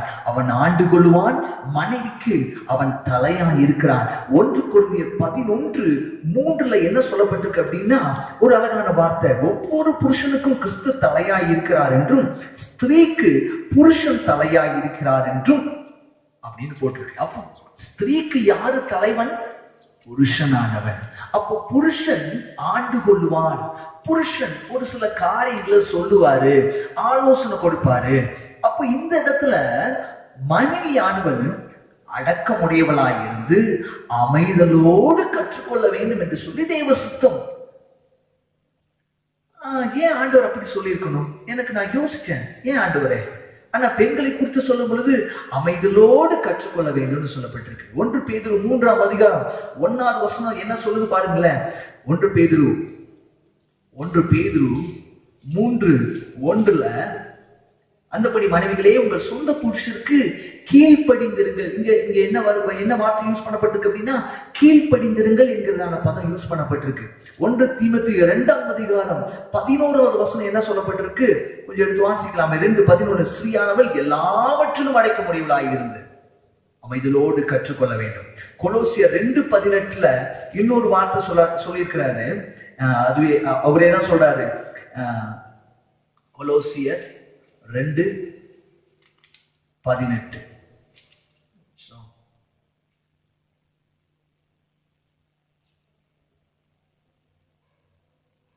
அந்த வசனம் இல்ல, சாரி, எபேசியர் 5:22 என்ன சொல்லப்பட்டிருக்கு பாருங்களேன். மனைவிகளே கர்த்தருக்கு கீழ்ப்படுகிறது போல உங்கள் சொந்த புருஷருக்கு கீழ்ப்படியுங்கள் என்று சொல்லப்பட்டிருக்கு. சோ நாம என்ன பண்ணணும் அப்படின்னா கீழ்ப்படிதலோடு மனைவியானவர்கள் கற்றுக்கொள்ள வேண்டும், அமைதலோடு கற்றுக்கொள்ள வேண்டும். நான் சொன்னேன் இருவரும் வித்தியாசமானவர்கள். ஏன் இவங்க அமைதலோடு கற்றுக்கொள்ள வேண்டும் அப்படின்னு நான் சொல்றேன் அப்படின்னா, பெண்கள் கேட்கப்படாத, ஆண்கள் கேட்காத நேரத்துல ஆலோசனைகளையும் வழி நடத்துதலையும் கூறுவாங்க. ஏன் பாஸ்டர், நான் என்னுடைய கணவனுக்கு ஆலோசனை கொடுக்க கூடாதா? நான் என்னோட கணவனை டைரக்ட் பண்ணக்கூடாதா அப்படின்னு கேட்கலாம். நீங்க அதுக்குன்னு நேரம் காலம் இருக்கு. அவங்களே சஜஷன் கேட்கும் போது நீங்க சொல்லலாம். நான் இதை ஒரு சின்ன எக்ஸாம்பிள் மூலமா நான் உங்களுக்கு சொல்ல ஆசைப்படுகிறேன். பெண்கள் கோரப்படாத, கேட்காத ஆலோசனைகளையும் வழி நடத்தலையும் தன்னுடைய கணவனுக்கு கொடுக்கிறாங்க. யூ திங்க் மனைவிங்க தன்னுடைய கணவனுக்கு ஆலோசனை கொடுக்கும் பொழுது, வழிகாட்டுதலை சொல்லும் பொழுது அவங்க தனக்குள்ள என்ன நினைச்சுக்கிறாங்க அப்படின்னா, நான் என்னுடைய கணவனுடைய வளர்ச்சிக்கு நான் ஒரு காரணமாக நிற்கிறேன், என்னுடைய கணவனுக்கு நான் உதவிதான செய்யறேன், அவர் ரொம்ப தடுமாற்றமா இருக்கிறார், அவரால் சரியான டிசிஷன் எடுக்க முடியல, குழப்பமா இருக்கிறார், அந்த நேரத்துல தான் நான் உதவி செய்யறேன் அப்படின்னு நாம நினைச்சு செய்யறோம். ஆனா ஆண்கள் என்ன நினைக்கிறாங்க அப்படின்னா, they are controlled by you அப்படின்னு நினைப்பாங்க. அந்த நேரத்துல நீங்க ஆலோசனை கொடுக்கும் பொழுது அவங்க என்ன நினைப்பாங்க அப்படின்னா, நான் என்னுடைய மனைவியால் கண்ட்ரோல் பண்ணப்படுறேன். இன்னொரு வார்த்தை கண்ட்ரோலுக்கு நான் என்ன சொல்றேன் அப்படின்னா, என்னுடைய மனைவி என்னை ஆளுகை செய்கிறாள் என்கிற நினைப்பு அவனுக்குள்ள வந்து, நான் முன்பதாகவே சொன்னேன், அதனாலதான் அந்த வார்த்தையை சொன்னேன். ஆதியாகமம் 3:14 சொல்லப்பட்டிருக்கு, அவன் உன்னை ஆண்டு கொள்வான். It is a nature of gents. அது ஆண்களுடைய திட்டம். ஆண்டவர் அவங்களுக்கு கொடுத்த பொறுப்பு என்னன்னா மனைவிகளை ஆண்டு கொள்ளணும். இப்ப நீங்க அவர்களுக்கு ஆலோசனை கொடுக்கும் பொழுது அவர்களுடைய திங்கிங் என்ன ஆகும் அப்படின்னா, ஐயோ என்னுடைய பொறுப்பை எல்லாம் எடுத்து என் மனைவி எனக்கு டீச் பண்றா, எனக்கு ஆலோசனை கொடுக்குற அளவுக்கு அவ வந்துட்டாளா, நான் தானே வீட்டினுடைய தலைவன், நான் தானே வீட்டினுடைய பொறுப்பை எடுத்து நடத்தணும் அப்படிங்கிற மாதிரி அவங்க யோசிக்க ஆரம்பிச்சிருவாங்க. ஆனா அந்த இடத்துல நீங்க அவர்களுக்கு ஆலோசனை கொடுக்காம அவங்க என்ன எதிர்பார்ப்பாங்க அப்படின்னா, ஜென்ஸ் உங்களுடைய ஏற்றுக்கொள்ளுதலை தான் அவங்க அதிகமா எதிர்பார்ப்பாங்க. நான் ஒரு காரியத்தை சொல்றேன். இப்போ நீங்க புரிந்து கொள்ள வேண்டியது, ஆண்களை குறிச்சு மனைவிமார்கள் கொஞ்சம் அதிகமா தெரிஞ்சுக்கணும். அப்பதான் ஆண்கள் கிட்ட நம்மளால சரியா அப்ரோச் பண்ண முடியும். ஆண்கள் அவர்களுடைய சக்தி, அவர்களுடைய திறன், செயல்திறன் போன்றவைகளை என்ன பண்ணுவாங்க அப்படின்னா நம்பி இருப்பாங்க. சாதனைகளை மதிக்கிறவர்கள் யாரு? ஆண்கள். ஆண்கள் எப்பொழுதுமே தன்னுடைய சக்தி, தன்னுடைய பவர், தன்னுடைய திறன், அவங்க கிட்ட போட்டி போடுற எண்ணம் இருக்கும். அவங்க இந்த போட்டி போட்டு அந்த போட்டியில அவங்களுடைய செயல்திறன் எப்படி அப்படிங்கறத அவங்க அலாசி பார்ப்பாங்க. அண்ட் தென் அவர்களுடைய சாதனைகளை அவங்க அடிக்கடி மதிப்பிட்டு கொண்டே இருப்பாங்க. இது ஆண்களுடைய குணம். ஆனா பெண்கள் ஜஸ்ட் ஆப்போசிட். அவங்க காம்படிஷன் மைண்டே இருக்காது. அவங்க கிட்ட அவங்களோட சக்தியை இன்னொரு பெண்கள் கிட்ட போய் சக்தியை பார்த்துட்டு இருக்க மாட்டாங்க. என்னுடைய பைசெப்ஸ் எப்படி இருக்கு, என்னுடைய செஸ்ட் எப்படி இருக்குன்னு பாத்தியா அப்படின்னு எல்லாம் காட்டிட்டு இருக்க மாட்டாங்க. they are not in that. ஆனா அவங்க எதுல இருப்பாங்க, அதிக நோக்கம் இருக்கும் அப்படின்னா அன்பு, உறவாடுதல். அப்படின்னா உறவாடுதல் in a sense கம்யூனிகேஷன், உரையாடுதல், உறவு, இதுல அவர்களுடைய மதிப்பு அதிகமா இருக்கும். இவங்க இதுலதான் அதிகமா மதிப்பு காட்டுவாங்க. அன்புல ரொம்ப மதிப்பிடுவாங்க. அன்பு அப்படின்னா அவங்களுக்கு மேல, உரையாடுதல் அதாவது இன்னொருத்தரோட பேசுறது அப்படின்னா அது உங்களுக்கு ரொம்ப முக்கியம், அதுதான் உங்களுக்கு பெஸ்ட் அப்படின்னு நினைப்பாங்க. ஆனா ஆண்கள் அப்படி அல்ல. நீங்க அவங்களுடைய ஜென்ஸுடைய அவங்களுடைய ட்ரெஸ்ஸிங் கோட பார்த்தாலே அதுல இருந்து அவங்களை புரிஞ்சுக்கலாம். சோல்ஜர் அப்படின்னா அவங்களுக்கு ஒரு ட்ரெஸ் கோட் கொடுத்துருக்காங்க, இன்ஜினியர் அப்படின்னா அவங்களுக்கு ஒரு ட்ரெஸ் கோட் கொடுத்துருக்காங்க, பைலட் அப்படின்னா அவங்களுக்கு ஒரு ட்ரெஸ் கோட் கொடுத்துருக்காங்க.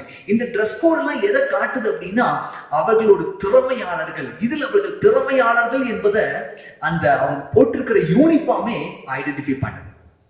சோ நீங்க ஒரு காரியத்தை புரிந்து கொள்ள வேண்டும், அவங்க எப்பவுமே அதே மைண்ட் செட்டப்பே இருப்பாங்க. சாதிக்கணும், எதையாவது செய்யணும் அப்படிங்கிற துடிப்போடவே இருப்பாங்க. நான் போன வாரத்துல சொல்லியிருந்தேன், பெண்கள் ஏற்றுக்கொள்ளக்கூடிய, மனைவிமார்கள் ஏற்றுக்கொள்ள வேண்டிய அன்பு அப்படின்னு சொல்லிட்டு ஒரு சர்டன் லிஸ்ட் கொடுத்திருந்தேன். விசாரிக்கணும், அடுத்தது அவர்களை புரிந்து கொள்ளணும், மூன்றாவது மரியாதை கொடுக்கணும், பக்தியா இருக்கணும், அவங்கள மதிப்பிடணும், அதுக்கப்புறம் அவர்களுக்கு மறுபடியும் உறுதி அளிக்கணும் அப்படின்னு நான் சொல்லியிருந்தேன். ஆனா ஆண்கள் அதுக்கு நேர்மாறானவர்கள். இது எல்லாம் அவங்களுக்கு பிரைமரி நீட்ஸே இல்லை. ஆனா அவங்களுக்கு விசாரிக்கணும், ஆண்களையும் விசாரிக்கணும். பெண்கள் அவங்களுக்கு விசாரிப்பு தேவையில்லையா? ஹாஸ்பிட்டல் அட்மிட் ஆகும் பொழுதோ பலவீனமா இருக்கும் பொழுது அவங்களுக்கு விசாரிப்பே தேவையில்லையா? தேவைதான். ஆனா அது அவர்களுக்கு முதன்மையானது அல்ல. நீங்க ஒரு காரியத்தை புரிஞ்சுக்கணும். இப்ப நீங்க ஆலோசனை கொடுக்கும் பொழுது அவங்க எப்படி நினைச்சுக்குவாங்க அப்படின்னா, ஆண்களை சொல்ற மனைவிமார்கள் ஆண்களுக்கு ஆலோசனை கொடுக்கும் பொழுது அவங்க முதலாவதே சொன்ன அவங்களை கண்ட்ரோல் பண்ற மாதிரி நினைச்சுவாங்க.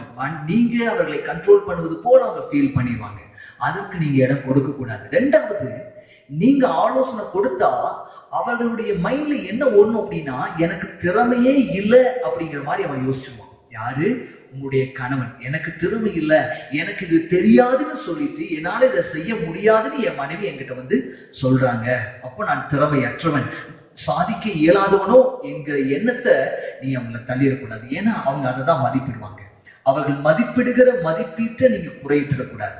உங்களுக்கு எப்படி விசாரிக்கிறது, உரையாடுதல் ரொம்ப முக்கியமோ, உங்களை கவனிக்கணும் நீங்க எப்படி விரும்புறீங்களோ, அதே போல அவர்களுக்கும் நீங்க கொடுக்கிற ஆலோசனை எப்பொழுது வேண்டுமோ அப்பொழுதுதான் நீங்க அவர்களுக்கு ஆலோசனை கொடுக்கணும். அதுக்கு நம்ம அதை ஒரு எக்ஸாம்பிள் மூலமா நம்ம பார்க்க போகிறோம்.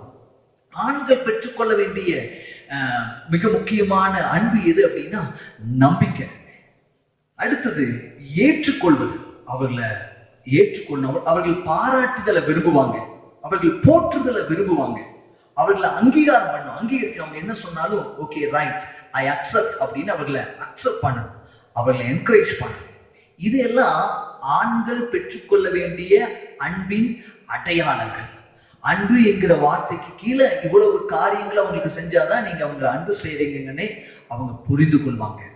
இதை நம்ம பல நேரங்கள்ல நம்ம செய்யறதில்லை. இப்போ கொஞ்சம் வரலாம்.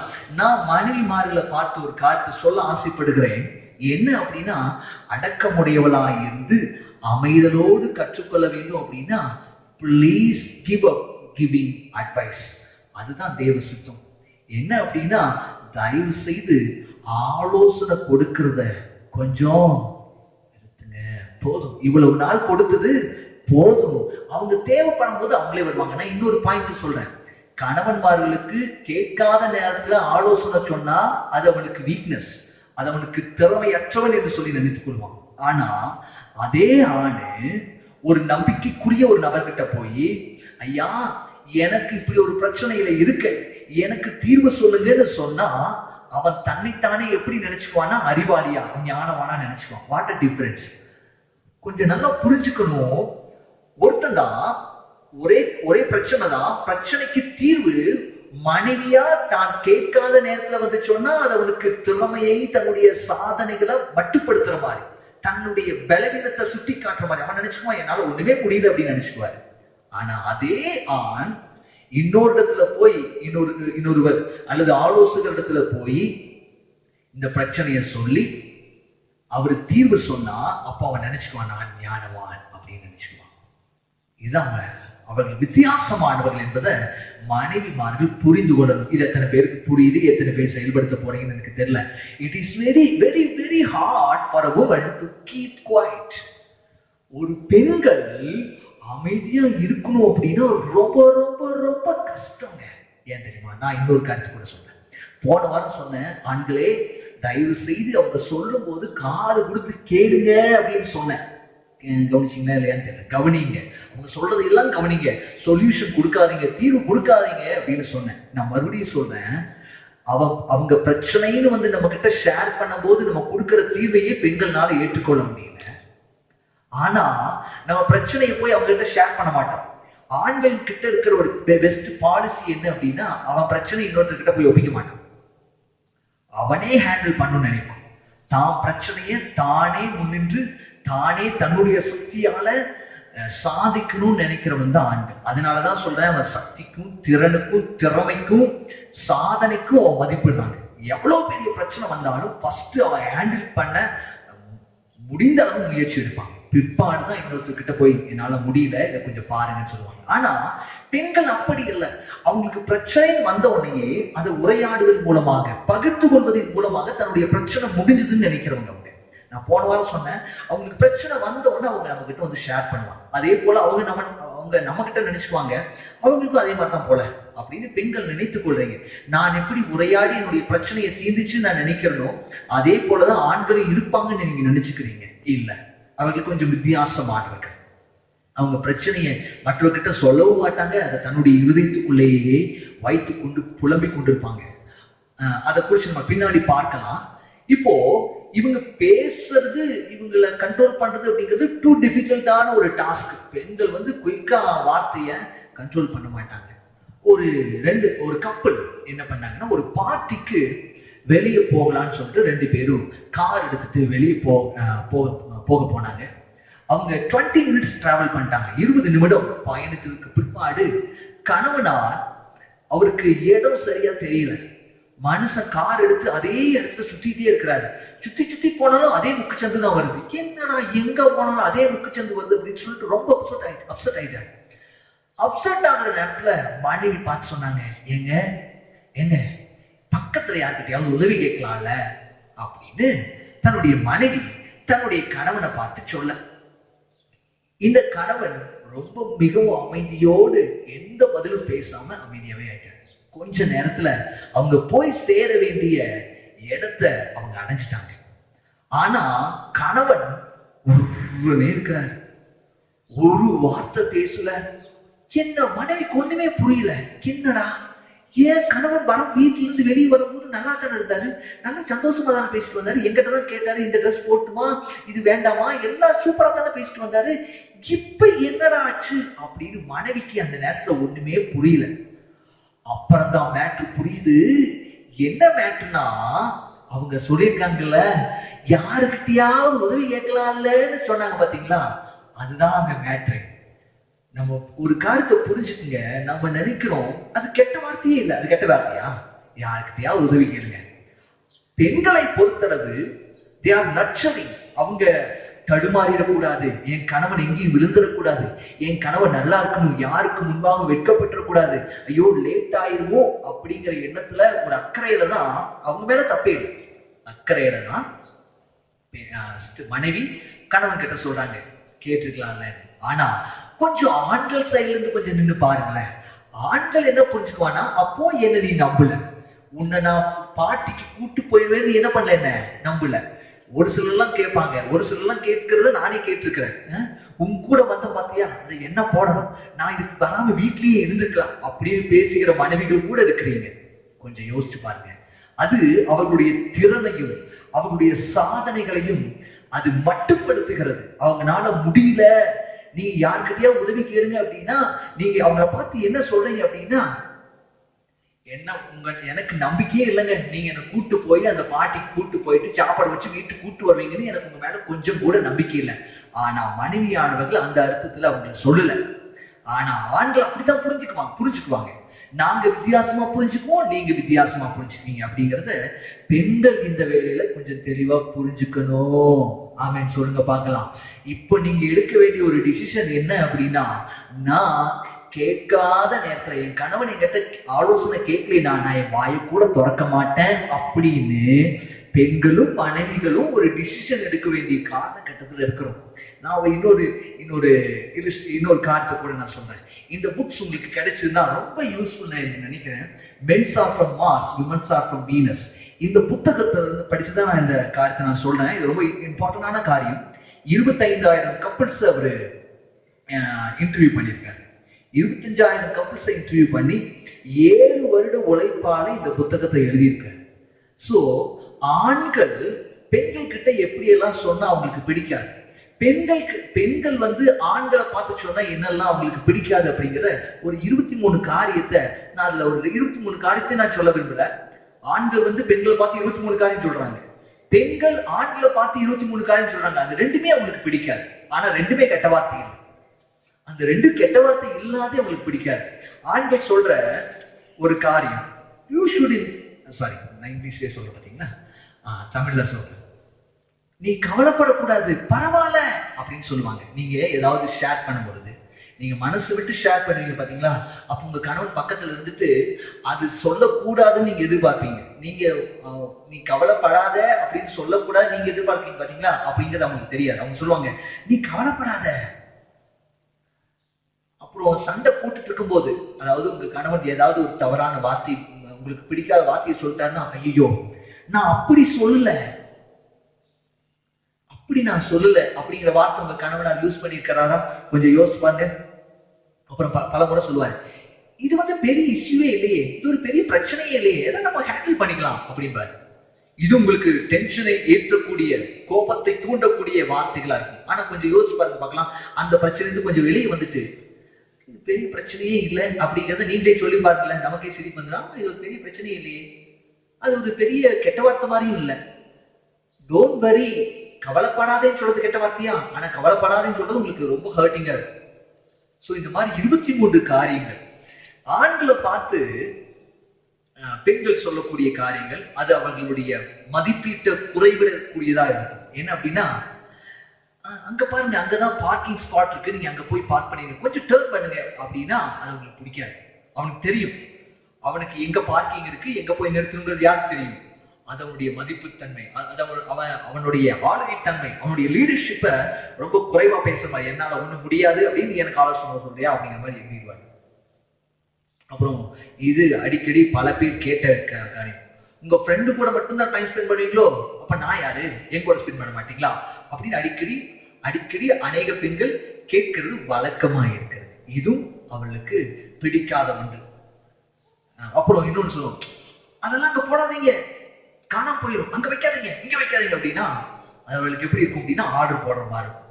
ஸோ இந்த மாதிரி 23 காரியங்கள் உங்களுக்கு நேரம் கிடைச்சா என்னால எல்லா வார்த்தைகளையும் எக்ஸ்பிளைன் பண்ணிட்டு இருக்க முடியாது. முடிந்தா நான் வாட்ஸ்அப்ல ஷேர் பண்றேன் அந்த காரியங்கள் இங்கிலீஷ்ல டிரான்ஸ்லேட் பண்ணி.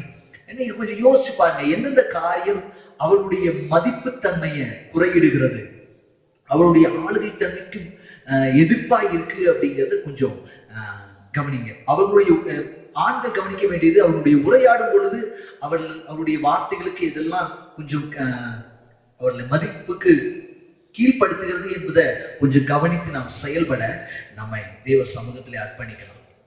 ஓகேங்களா? என்ன நீங்க விருந்துக்கு கூப்பிட்டே போக மாட்டீங்க அப்படிங்கிற மாதிரி அவங்க காதுல ஒழிச்சிட்டு இருக்கும். யாரோட காதுல?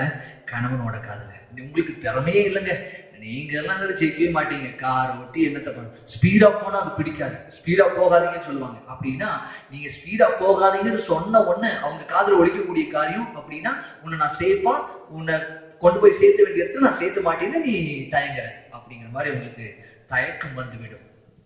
மனைவி தெரிந்து கொள்ள வேண்டிய ஒன்று என்ன அப்படின்னா, கணவன் அவராகவே எந்த உதவி இல்லாமல் லக்கை அடைய நினைப்பார் என்பதை உங்க மனசுல வச்சுக்கணும். யாரோட உதவி இருக்கக்கூடாது. கணவனா வந்துட்டா நானா எல்லா ஒரு காரியத்தையும் தானாக செய்யணும் அப்படின்னு நினைக்கிறவங்க. ஏன் அப்படின்னா அவங்க சாதனையாளர்கள், சாதனைக்கணும் அப்படிங்கிற எண்ணம் அவங்களுடைய உள்ளத்துல அதிகமா இருக்கு. சோ அவர்களை அவமதிப்பது போல எந்த காரியத்தையும் செஞ்சிடாதீங்க. முக்கியமா கேட்காத நேரத்துல ஆலோசனையே சொல்லாதீங்க. அவங்க கேட்பாங்க, உங்ககிட்ட சஜஷன் கண்டிப்பா கேட்பாங்க. எல்லா ஹஸ்பண்ட்ஸும் கண்டிப்பா உங்ககிட்ட சஜஷன்ஸ் கேட்பாங்க. But give a time. அந்த சஜஷன் கேட்கறதுக்கு உண்டான வழிவாசலை நீங்க ஏற்படுத்தி தாங்க என்பதுதான் முக்கியமான காரியம். 1 தீமோத்தேயு 2ஆம் அதிகாரம் 11ஆம் வசனம் சொல்லுகிறது, அடக்கமுடையவளாயிருந்து அமைதலோடு கற்றுக்கொள்ளணும். என்ன சொல்லுங்க? அமைதலோடு கற்றுக்கொள்ளணும். அட்வைஸ் கொடுக்காதீங்க, அட்வைஸே கொடுக்காதீங்க. அட்வைஸ் கொடுக்கறது கொஞ்சம் நிறுத்துங்க. கர்த்தர் நம்மை அதிகமாய் ஆசீர்வதிப்பார். ஒருவேளை பவுல் அதனாலதான் சர்ச்ல அதிகமா பேசாதீங்களோ அப்படின்னு சொல்றாரு, என்னமோ தெரியல. சர்ச்ல ஒருவர் கற்றுக்கொண்டு வந்து பேசும்போது எந்த தவறு செய்ய மாட்டாங்க. I am not against it. சர்ச்ல பேசக்கூடாது என்பதற்கு நான் மறுப்பு தெரிவிக்கிறேன். அப்படியெல்லாம் இல்லை. ஆண்டவர் யாரை வேண்டுமானாலும் பேச வைப்பார். ஆண் என்றும் இல்லை, பெண் என்றும் இல்லை. எங்க? பரலோக ராஜ்யத்துல, தேவ சமூகத்துல. ஆனா கணவனுக்கும் மனைவிக்கு இடையே நிறைய வித்தியாசம் இருக்கு. அதனாலதான் நான் இவ்வளவு நேரம் மூச்சை பிடிச்சு நான் பேசிட்டு இருக்கிறேன். கொஞ்சம் கவனித்து, ஒரே ஒரு பாயிண்ட் முக்கியமான, அமைதலோடு அடக்கமுடையவளாய்ந்து அமைதலோடு கற்றுக்கொள்ள வேண்டும் என்று சொன்னால், கேட்கப்படாத வேலையில தயவு செய்து கணவனுக்கு ஆலோசனை கொடுக்க வேண்டாம். 2வது முக்கியமான ஒரு பாயிண்ட், இன்னும் எக்கச்சக்க பாயிண்ட் இருக்கு. நான் 2வது ஒரே ஒரு பாயிண்ட நான் சொல்ல ஆசைப்படுகிறேன். 1 பேதுரு 3ஆம் அதிகாரம், மறுபடியும் அங்க போலாம். 1 பேதுரு 3 1வது வசனம் 2வது வசனத்துடைய கடைசி பகுதியை நம்ம வாசிக்க போகிறோம். 1 பேதுரு 3ஆம் அதிகாரம் 1வது வசனத்தினுடைய கடைசி பகுதி, புருஷர்களுக்கு கீழ்ப்படிந்தீர்கள், அப்பொழுது அவர்கள் யாராவது திருவசனத்துக்கு கீழ்ப்படியாதவர்களாயிருந்தால் பயபக்தியோடு கூடிய உங்கள் கற்புள்ள நடக்கையை அவர்கள் பார்த்து போதனையின்றி மனைவிகளின் நடக்கையினாலேயே ஆதாயப்படுத்தி கொள்ள கடவர்கள். இங்க 2வது முக்கியமான காரியமும், நம்முடைய வார்த்தையினால் அவர்கள் ஆதாயப்படுத்துறதில்லை. சோத்திரம். எதனால? உங்க ஆணும், நான் பாஸ்டர், நான் செபிக்கிறேன், நான் வசனத்தை சொல்லி என் கணவருக்கு வசனம் எல்லாம் சொல்றேன் பாஸ்டர், ஆனா அவர் கேட்கறதே இல்லை பாஸ்டர். ஆமா, நீங்க வசனத்தை சொல்லுவீங்க, ஆனா நடக்கையை பார்த்தா வித்தியாசமா இருக்கும். வீட்டுல சண்டை, வெளியே சண்டை, பேச்சு பார்த்தா வசனத்துக்கும் உங்களுக்கும் சம்பந்தமே இல்லாத மாதிரி இருக்கும். அப்படி இல்லை. அதனாலதான் பேதுரு சொல்றாரு, பயபக்தியோடு கூடிய கற்புள்ள நடக்கையை அவர்கள் பார்த்து. உங்க வார்த்தையை பார்த்து அவன் மாற மாட்டான். ஏன்னா நீங்க கொடுக்குற ஆலோசனை அவன் மதிக்கவே மாட்டான்.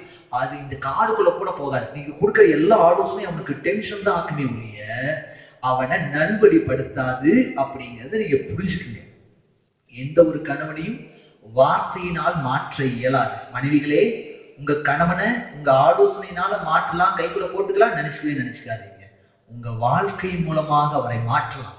ஆமென் சொல்லுங்க பார்க்கலாம். இன்னைக்கு ஆண்டவர் அதுதான் செகண்ட், 2வது தேவ சுத்தம் என்னன்னா, 1வது தேவ சுத்தம் கிவ் அப் கிவிங் அட்வைஸ். 1வது தேவ சுத்தம் என்ன? அட்வைஸ் பண்றத, ஆலோசனை கொடுக்கறத விட்டுருங்க. 2வது உங்களுடைய நடக்கையால் ஆதாயம் பண்ணுங்க. உங்க நடக்கையால் ஆதாயம் பண்ணணும் அப்படிங்கிறது தான் 2வது தேவ சுத்தம். இப்போ ஆண்களை குறிச்சு 2வது ஒரு காரியம் முக்கியமா நீங்க தெரிஞ்சுக்க வேண்டியது, அவங்களுக்கு பிரச்சனை வந்துருச்சுன்னா, உங்களுக்கும் மனைவிக்கும் கணவனுக்கும் இடையே சின்ன சலசலப்பு வந்துருச்சு அப்படின்னா, இப்போ அவர் டிராவல் பண்றாரு, அவங்க சொல்லிட்டாங்க யார்கிட்டயாவது உதவி கேட்டு நீங்க போய் தெரிஞ்சுட்டு பாட்டிக்கு போலாம்னு கேட்டாங்க இல்லையா? அதுக்கப்புறம் ஒருவேளை மறுபடியும் அவங்க போய் ஆர்கியூ பண்ணி இருந்தாங்கன்னா அவங்க என்ன பண்ணிருப்பாங்க அப்படின்னா, அது பெரிய பிரச்சனையா இருக்கும். அதுக்கப்புறம் தான் சின்ன சின்னதா வரும். அப்படி பேசும் பொழுது ரொம்ப உச்ச கட்டத்துக்கு போயிட்டா ஆண்கள் செய்ய வேண்டிய ஒரு ஆண்கள் என்ன செய்வாங்க அப்படின்னா, உங்க முன்னாடி உட்காந்து குறுகுறுன்னு உங்களையே பார்த்துட்டு இருக்க மாட்டான். நேரா வீட்டுக்குள்ள போய் டோரை சாட்டி உட்கார்ந்துருவான். அவனுக்கு தனிமையா இருக்கணும்னு விரும்புவான். உங்க ஹஸ்பண்ட்ஸ் எத்தனை பேர் அப்படி இருக்காங்கன்னு எனக்கு தெரியல. ஒரு சிலர் வீட்டை விட்டு வெளியே போயிடுவாங்க. நான் வெளியே போயிட்டு வரது வண்டி எடுத்துட்டு போயிடுவாரு இல்லையா? ஏதாவது ஒரு பக்கம் தனிமையா இருக்கணும் அப்படின்னு அவர்கள் விரும்புவார்கள். யாரு? கணவன்மார்கள். To feel better. எப்படியாவது ஒரு தனியா, அதை என்னன்னு சொல்லலாம் அப்படின்னா, ஒரு கேபிள் சொல்லலாம், ஒரு குகைக்குள்ள போய் அடைஞ்ச மாதிரி அவங்க போய் இருந்துக்குவாங்க. ஏன் அவங்க போய் இருக்காங்க அப்படின்னா, அவங்க எப்பவுமே பெண்கள் பிரச்சனை வந்த உடனே உரையாடணும்னு நினைப்பாங்க, பகிர்ந்து கொள்ளணும்னு நினைப்பாங்க. ஆனா ஆண்கள் அப்படி இல்லை. பிரச்சனை வந்து விட்டது என்று சொன்னால் இனி இந்த பிரச்சனை வரக்கூடாது என்பதை யோசிக்கிறவங்க, இந்த பிரச்சனைக்கு தீர்வு என்னன்னு யோசிக்கிறவன் தான் ஆண். ஆனா இந்த பிரச்சனை இன்னொருத்தர்கிட்ட போய் ஷேர் பண்ணா பிரச்சனையே முடிஞ்சதுன்னு நினைக்கிறவங்க பெண்கள். அதனால பிரச்சனை முடிஞ்ச உடனே பெண்களுக்கு அந்த நேரத்துல பேசி முடிச்சிடலாம்னு யோசிப்பாங்க பெண்கள். ஆனா ஆண்கள் நினைப்பாங்க, ஐயோ இந்த பிரச்சனை இனி வந்துடக்கூடாது, அதனால கொஞ்சம் யோசிச்சுட்டு வந்து நல்லா கொஞ்சம் தெளிவா பேசிக்கலாம், கொஞ்சம் தெளிவா ஹேண்டில் பண்ணலாம்னு யோசிப்பான் ஆண்கள். ஆமாவா இல்லைங்களா? எத்தனை பேர் ஆமான்னு சொல்றீங்களோ இல்ல சொல்றீங்களோ எனக்கு தெரியல, பட் இட் இஸ் ட்ரூ. பல பேர் தன்னை தனிமைப்படுத்தி சொல்யூஷனை தேடுகிறவங்க அநேகர். ஒரு சிலர் அதுக்கு சொல்யூஷன் கிடைக்கல அப்படின்னா அதை மறந்து போகணும்னு நினைப்பாங்க ஆண்கள். பல பேர் பல பிரச்சனைய மறந்துடுவாங்க. ரொம்ப நல்லது, மறக்கிறது நல்லது. ஆனா அந்த மறக்கிறதுக்கு ஒரு சில காரியங்களை ஆண்கள் செய்வாங்க. பிரச்சனை முடிஞ்ச உடனே, பிரச்சனை ரொம்ப ப்ரெஷரா இருக்கும் பொழுது அதை எப்படியாவது மறக்கிறேன்னு சொல்லிட்டு என்ன பண்ணுவாங்கன்னா தன்னுடைய மைண்டை மற்ற காரியத்துல என்கேஜ் பண்ணுவாங்க. அது ஒன்னா நியூஸ் ரீடிங்கா இருக்கலாம், மேபி அது ஸ்போர்ட்ஸ் பிளேயிங்கா இருக்கலாம், ஸ்போர்ட்ஸ் வாட்சிங்கா இருக்கலாம். ஒன்னா பிளேயிங் கிரிக்கெட்டோ ஃபுட்பாலோ ஏதாவது வாட்ச் பண்ணுவாங்க டிவில. இல்லையா அவர்கள் தங்களை என்கேஜ் பண்ணி யாரோடையாவது விளையாடணும்னு முயற்சி எடுப்பாங்க. ஏன்னா அப்படி அவர்கள் டைவர்ட் பண்ணி அதுல அவர்கள் வின் பண்ணி விட்டாங்கன்னா என்னுடைய பிரச்சனையும் என்னால ஓவர்டேக் பண்ண முடியும் அப்படிங்கிற ஒரு மைண்ட் செட்டப் வந்துருவாங்க. ஒருவேளை அதுல தோல்வி அடைஞ்சிட்டாங்க அப்படின்னா அவங்க இன்னும் அந்த டிப்ரெஷன்லயே இருப்பாங்க. மறுபடியும் ஏதாவது சொல்யூஷன் அவங்க ஜெயிக்கிற வரைக்கும் அந்த அவங்க மைண்டை டைவர்ட் பண்ணி அதுல ஜெயிக்கிற வரைக்கும் அவங்க மைண்ட் என்னவா இருக்காதுன்னா ஃப்ரீயாவே இருக்காது. இப்படிப்பட்ட அனுபவங்கள் உங்களுடைய குடும்பத்துல இருக்கிறதா என்று சொல்லி கொஞ்சம் யோசிச்சு பாருங்க.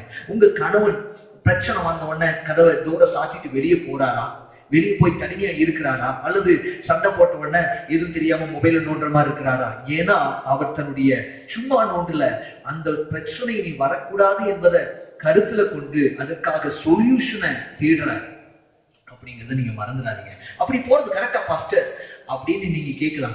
அப்படி எப்படி பாஸ்டர் என்னை விட்டுட்டு அவர் போக முடியும் அப்படின்னு கூட நீங்க கேட்கலாம். அப்படி அவர் போகக்கூடாது அப்படின்னு நினைக்கும் போது முதல்ல ஒரு காரியத்தை பார்த்தோம்.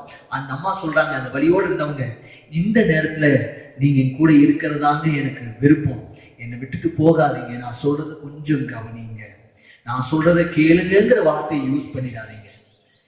கேளுங்கிற வார்த்தைக்கும் கவனிங்கிற வார்த்தைக்கும் வித்தியாசம் இருக்கு. நீங்க கேளுங்கன்னு சொன்னீங்கன்னா உங்களுக்கு மறுபடியும் உச்சக்கட்டத்துக்கு டென்ஷன் ஆயிடும். நீங்க கவனிங்கன்னு சொன்னீங்கன்னா ஓகே, மனைவி ஏதோ சொல்ல வரா, கவனிக்கத்தான் சொல்றான்னு கேட்கும். கேளுங்கன்னு சொன்னா நீ சொல்லி நான் என்னடா கேட்கறதுங்கிற மாதிரி குதிச்சு எழுந்துருவாரு. ஸோ அதனால யூஸ் பண்ணிக்கிற வார்த்தையில ரொம்ப கவனமா இருக்கணும். ஸோ இரண்டாவது முக்கியமான காரியம், ஆண்கள் பிரச்சனை வந்தோன்னா அது சொல்யூஷன் கண்டுபிடிக்கிறதுக்காக போய் ஒரு அறையில போய் ரொம்ப நேரம் உட்காந்துக்குவாங்க. ஆனா பெண்கள் அப்படி இல்லை. அவங்களுக்கு பிரச்சனை வந்துருச்சு அப்படின்னாலே யாரையாவது கூப்பிட்டு, உங்க ஃப்ரெண்ட்ஸ் கிட்ட நீங்க போய் ஷேர் பண்ணீங்க பாத்தீங்களா, ரெஸ்டாரண்ட்டுக்கு 2 ஆண்கள் போனா அவன் அன்னைக்கு என்ன பிரச்சனைய, அவன் அன்னைக்கு என்ன ப்ராஜெக்ட என்ன செய்யறான், அதுல எந்த பிரச்சனை ஏதாவது வச்சுன்னா அதை எப்படி சால்வ் பண்ணலாம்னு யோசிப்பாங்க. ஆமாவா இல்லையா? ஆனா பெண்கள் ரெஸ்டாரண்ட் போனாங்கன்னா பிரச்சனையை சால்வ் பண்ண போக மாட்டாங்க. எங்கெங்கெல்லாம் பிரச்சனை இருந்ததோ அதை ஷேர் பண்ண போவாங்க. That is the difference between gents and women, you know. அதனால கொஞ்சம் கவனிங்க. அவங்க அப்பதான் அவங்களுக்கு ரிலாக்ஸ் ஆகும். மனைவிகள் அப்பதான் ரிலாக்ஸ் ஆகும். அவங்கள பேச விட்டுருங்க. ஆண்கள் பேச விட்டுருங்க. அவங்கள பேச விட்டு கவனிங்க. கவனிக்கும் போது மறுபடியும் சொல்ற மொபைல பாக்குறதோ டிவி பாக்குறதோ இருக்கப்படாது. அவங்கள மாத்திரம் குருன்னு பார்த்துட்டே இருங்க. அவங்க பிரச்சனை எல்லாம் முடிஞ்சு போயிடும். 2 செகண்ட்ல என்ன ஆயிடும், முடிஞ்சு போயிடும். ஆனா ஆண்களுக்கு அப்படி இல்லை. பெண்களே அதை கவனித்துக் கொள்ளுங்க. ஆண்கள் சொல்யூஷனை தேடியே போய் கொண்டிருப்பாங்க. உமன் டாக்ஸ், உமனுக்கு பேச்ச சொல்லிட்டா போதும், ஓயாம பேசி கொண்டிருப்பாங்க. இந்த அரட்டை அரங்கம் அதெல்லாம் தோத்து போயிடும் நம்ம மனைவி கிட்ட.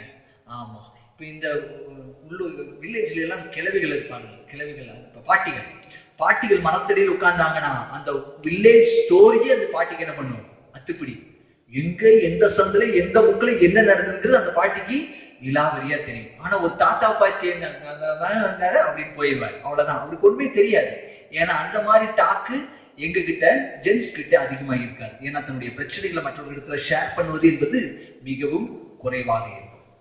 அப்படின்னா இப்ப பெண்களுக்கு சொல்ல வேண்டிய இன்னொரு காரியம், பெண்கள் நம்பிக்கைக்குரியவர்கள் கிட்ட மட்டுமே ஷேர் பண்ணும், எல்லார்கிட்டையும் ஷேர் பண்ணக்கூடாது. ஏன்னா நீங்க சொல்ற பிரச்சனை நம்பிக்கையற்றவர்கிட்ட சொன்னா அது ஊருக்கே தெரிஞ்சிடும். ஒரு சர்ச்சில் இந்த விசுவாசி நல்ல விசுவாசி பக்கத்துல தான் உட்கார்றாங்கன்னு பிரச்சனையை ஷேர் பண்ணிடாதீங்க. அப்புறம் அந்த பிரச்சனை உங்க ஃபர்ஸ்ட் பெஞ்சில் நீங்க உட்கார்ந்து ஷேர் பண்ணிருப்பீங்க, அது கடைசி பெஞ்சு, அப்புறம் வசதி, அப்புறம் பாய்ஸ் கம்பெனி, அரவங்காடு, குன்னூர், ஊட்டி, அப்புறம் கோயம்புத்தூரே போயிடும். ஆமா, அப்புறம் நமக்கு தெரியாது. ஸோ நம்பிக்கைக்குரியவர்களிடத்துல நீங்க என்ன பண்ணணும், உங்களுடைய பிரச்சனைகளை ஷேர் பண்ணும். பெண்கள் மன அழுத்தத்தோடு அப்செட் ஆகிட்டு மன அமைதி பெற நம்பிக்கைக்குரிய யாராவதிடம் அவர்களுடைய பிரச்சனையை பகிர்ந்து கொள்வாங்க. அதுதான் பெண்களுடைய ஆட்டிடியூட். சோ அவங்க அவங்க மனது அழுத்தத்திலிருந்து விடுபடணும் அப்படின்னா அவங்க ஷேர் பண்றாங்க. ஆனா ஆண்கள் அப்படி இல்லை. சோ இந்த காரியத்தை நாம் புரிந்தால் மாத்திரமே அவர்களோடு சுகமாய் பத்திரமாய் நன்றாக வாழ முடியும். இது கம்ப்ளீட் இல்லைங்க, இன்னும் கம்ப்ளீட் ஆகல. மனைவியானவர்கள் தங்களுடைய நல் நடக்கையினாலே ஆதாயப்படுத்திக் கொள்ள, பெண்கள் மற்றவர்களுக்கு பகிர்ந்து கொள்ளும் பிரச்சனைகள் அவர்களுக்கு சுமையாக இருக்க வேண்டும் என்று அல்ல, மாறாக அது அன்பு மற்றும் நம்பிக்கையின் அடையாளமா உள்ளது. அதான் ரொம்ப முக்கியம். பெண்கள் ஒரு காரியத்தை ஷேர் பண்றாங்க அப்படின்னா, என் பிரச்சனையை நீங்க தாங்கிக்குங்க, அதை ஹேண்டில் பண்ணுங்க அப்படின்னு அவங்க சொல்லல. அவங்க என்ன சொல்றாங்கன்னா, இதுதான் நான் மாறா அது அன்பு மற்றும் நம்பிக்கையின் அடையாளமா உள்ளது. உங்ககிட்ட ஷேர் பண்றாங்கன்னா அவங்க உங்க மேல வச்சிருக்கிற அன்பையும் உங்க மேல வச்சிருக்கிற நம்பிக்கையும் அது வெளிப்படுத்துது. அதை நம்ம என்ன பண்ணிருக்கோம், ஆண்கள் வெட்கப்படுத்திடக்கூடாது, மட்டுப்படுத்திடக்கூடாது. ஸோ அவங்க சொல்லுகிற பிரச்சனையை காது கொடுத்து கேளுங்க. பெண்களே, அவர்களுக்கு தனிமைப்பட்டு போகும் பொழுது அவங்கள பார்த்து நீங்க சொல்ல வேண்டிய ஒரே ஒரு காரியம், உங்களுடைய கவனிங்க, நான் சொல்றதை கொஞ்சம் கவனிங்க அப்படின்னு சொல்லிட்டு தான் நம்ம மற்ற காரியத்தை ஹேண்டில் பண்ணணும். அவங்க அடிக்கடி போய் தனிமைப்படுத்திக் கொள்வாங்க. அந்த தனிமையான நேரத்துல நீங்க தான் அவங்களை என்கரேஜ் பண்ணணும், நீங்க தான் அவங்களுக்கு சப்போர்ட்டிவா இருக்கணும். அதுதான் அவங்க விரும்புவாங்க. ஆலோசனை எதிர்பார்க்க மாட்டாங்க. அவங்க எதிர்பார்க்கிற ஒன்று பாராட்டு, அவர்களை ஊக்கப்படுத்தணும், அவர்களை அங்கீகாரம் பண்ணணும், அவர்களை நம்பணும்.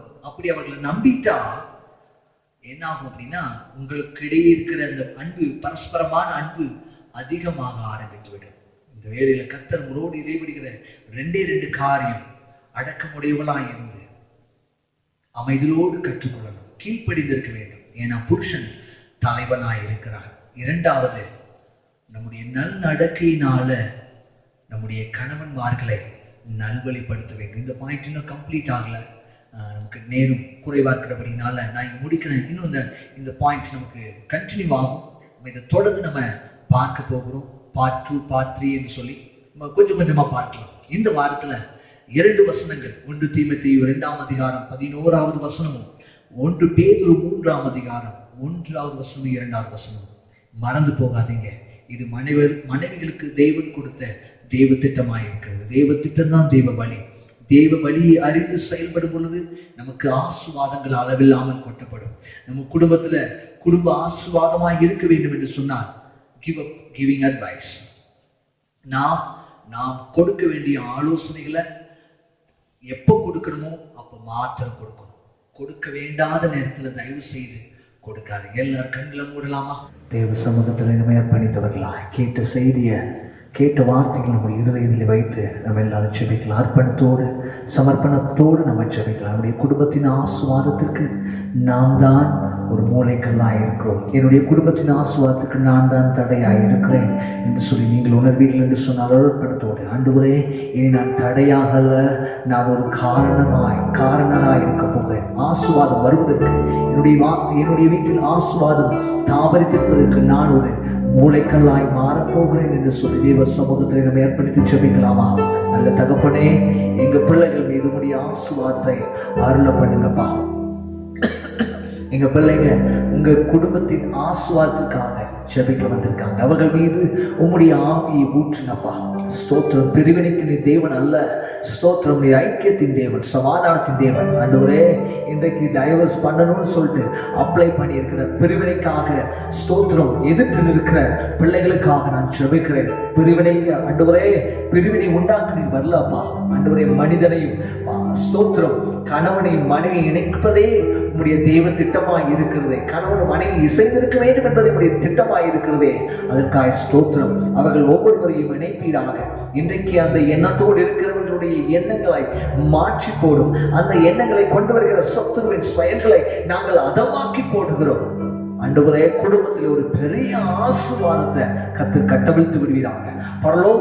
பரலோகத்திலிருந்து தேவ மகிமை அந்த குடும்பத்தை ஆசீர்வதிக்கட்டும். இந்த வேளையில அர்ப்பணித்துக் கொண்டிருக்கிற ஆண்டவரே ஸ்தோத்திரம், தன்னுடைய பிள்ளைக்காக, என்னுடைய பிள்ளைகள் புரிந்து கொள்ள கொள்ள முடியாம, என்னுடைய மருமகன் புரிந்து கொள்ள, என்னுடைய மருமகனுடைய மகனை புரிந்து கொள்ள என்று சொல்லி சங்கடத்தோடு மனக்கவலையோடு இருக்கிற ஆண்டவரே ஸ்தோத்திரம், தம்பதியார் மீது கர்த்தர் தம்முடைய கரத்தை நீட்டி அப்பா அவர்களை ஆசீர்வதிப்பீராக. அவர்கள் விடுதலை பெற்றுக் கொள்ளட்டும் ஐயா, அவர்கள் புரிந்து கொள்ளட்டும், தேவ ஞானத்தை அவர்களுக்கு ஊற்றுவீராக என்று சொல்லி நான் ஜெபிக்கிறேன். இன்றோடு அந்த பிரிவினைகளும் சண்டைகளும் சச்சரவுகளும் மறைந்து போகட்டும் ஐயா. ஆண்டவரே, சிறு சிறு சண்டைகளும் பிரச்சனைகளும் சராசரங்களும் வந்தாலும் அதை புரிந்து கொண்டு ஏற்றுக்கொண்டு அர்ப்பணத்தோடு வாழ, அன்போடு வாழ பிள்ளைகளுக்கு கற்றுக் கொடுங்க. நீங்க ஆசீர்வதி, நம்ம உடைய நாமத்தை உயர்த்துங்கன்னு சொல்லி நான் ஜெபிக்கிறேன். இப்பொழுது தனித்தனியா உடைய இல்லத்துல ஒருவேளை நீங்க அர்ப்பணிக்கிறீங்க என்று சொன்னா இருக்கிற இடத்துல கைகளை உயர்த்தி தேவ சமூகத்துல அர்ப்பணத்தோடு சொல்லுங்க. அப்பா, என்னுடைய பிள்ளைகள் ஆசீர்வாதமா இருக்கட்டும் ஐயா, என்னுடைய மருமகன் ஆசீர்வாதமா இருக்கட்டும், என்னுடைய மருமகன் ஆசீர்வாதமா இருக்கட்டும், என்னுடைய மகன் ஆசீர்வாதமா இருக்கட்டும், என் மகன் ஆசீர்வாதமா இருக்கட்டும், அவருடைய குடும்ப வாழ்க்கை ஆசீர்வாதமா இருக்கட்டும்னு சொல்லி ஜெபிங்க. உங்க ஜெபத்தை கேட்டு ஆண்டவருடைய குடும்பங்கள், உடைய குடும்பத்தின் ஆண்டவர் பிள்ளைகளை கர்த்தர் அதிகமாய் ஆசீர்வதிக்க போகிறார். சோமல்லாமா ஸ்தோத்திரமா, பெரிய காரியங்களை செய்யுங்க, அற்புதமாய் எங்க குடும்பத்தை நடத்தி உடைய நாமத்தை மகிமைக்கு பிரியமுண்டாக பண்ணுங்க என்று சொல்லி நான் ஜெபிக்கிறேன். என்னுடைய ஆலோசனைகளின் மூலமாக நாங்க மற்றுள்ள ஆண்டவரே வழி நடத்த பார்க்க கூடாதுப்பா, எங்க வாழ்க்கையின் மூலமாக வாழ்ந்து ஸ்தோத்திரம் அவளை ஆதாயப்படுத்திக் கொள்ள எங்களுக்கு கற்றுக் கொடுங்க. தாழ்த்தி அர்ப்பணிக்கிறோம், இயேசுவின் மூலம் கேட்கிறோம் எங்கள் ஜீவன் உள்ள நல்ல பிதாவே, ஆமென் ஆமென். என் ஆத்மாவே கர்த்தரை ஸ்தோத்திரி, என் முழு உள்ளமே பரிசுத்த நாமத்தை ஸ்தோத்திரி. என் ஆத்மாவே கர்த்தரை ஸ்தோத்திரி, கர்த்தர் செய்த சகல உபகாரங்களையும் என்றென்றும் மறவாதே. ஆமென் ஆமென். நம்முடைய கர்த்தராகிய இயேசு கிறிஸ்துவினுடைய கிருபையும் பிதாவாகிய தேவனுடைய அன்பும் பரிசுத்த ஆவியானவருடைய அந்யோன்யமும் ஐக்கியமும் சிநேகமும் இன்றும் என்றும் சதா காலம் சகல பரிசுத்தவான்களோடும் இங்கு குடியிருக்கிற எங்களுடைய சபையை சுற்றி இருக்கிற ஒவ்வொரு விசுவாச குடும்பத்தோடும் என்றென்றும் தங்கி இருப்பதாக. ஆமென் ஆமென். கர்த்தர் உங்களை அதிகமாய் ஆசீர்வதிப்பாராக. ஆமென். ஒருவேளை சின்ன அனௌன்ஸ்மெண்ட், கர்த்தர் உங்களுக்கு அற்புதம் செய்திருந்தால் அதை எங்களோடு கூட பகிர்ந்து கொள்ளுங்க. உங்களுக்காக செபிக்க வேண்டும் என்று சொன்னாலும் எங்களோடு தொடர்பு கொள்ளுங்க, நாங்கள் உங்களுக்காக செபிக்கிறோம்.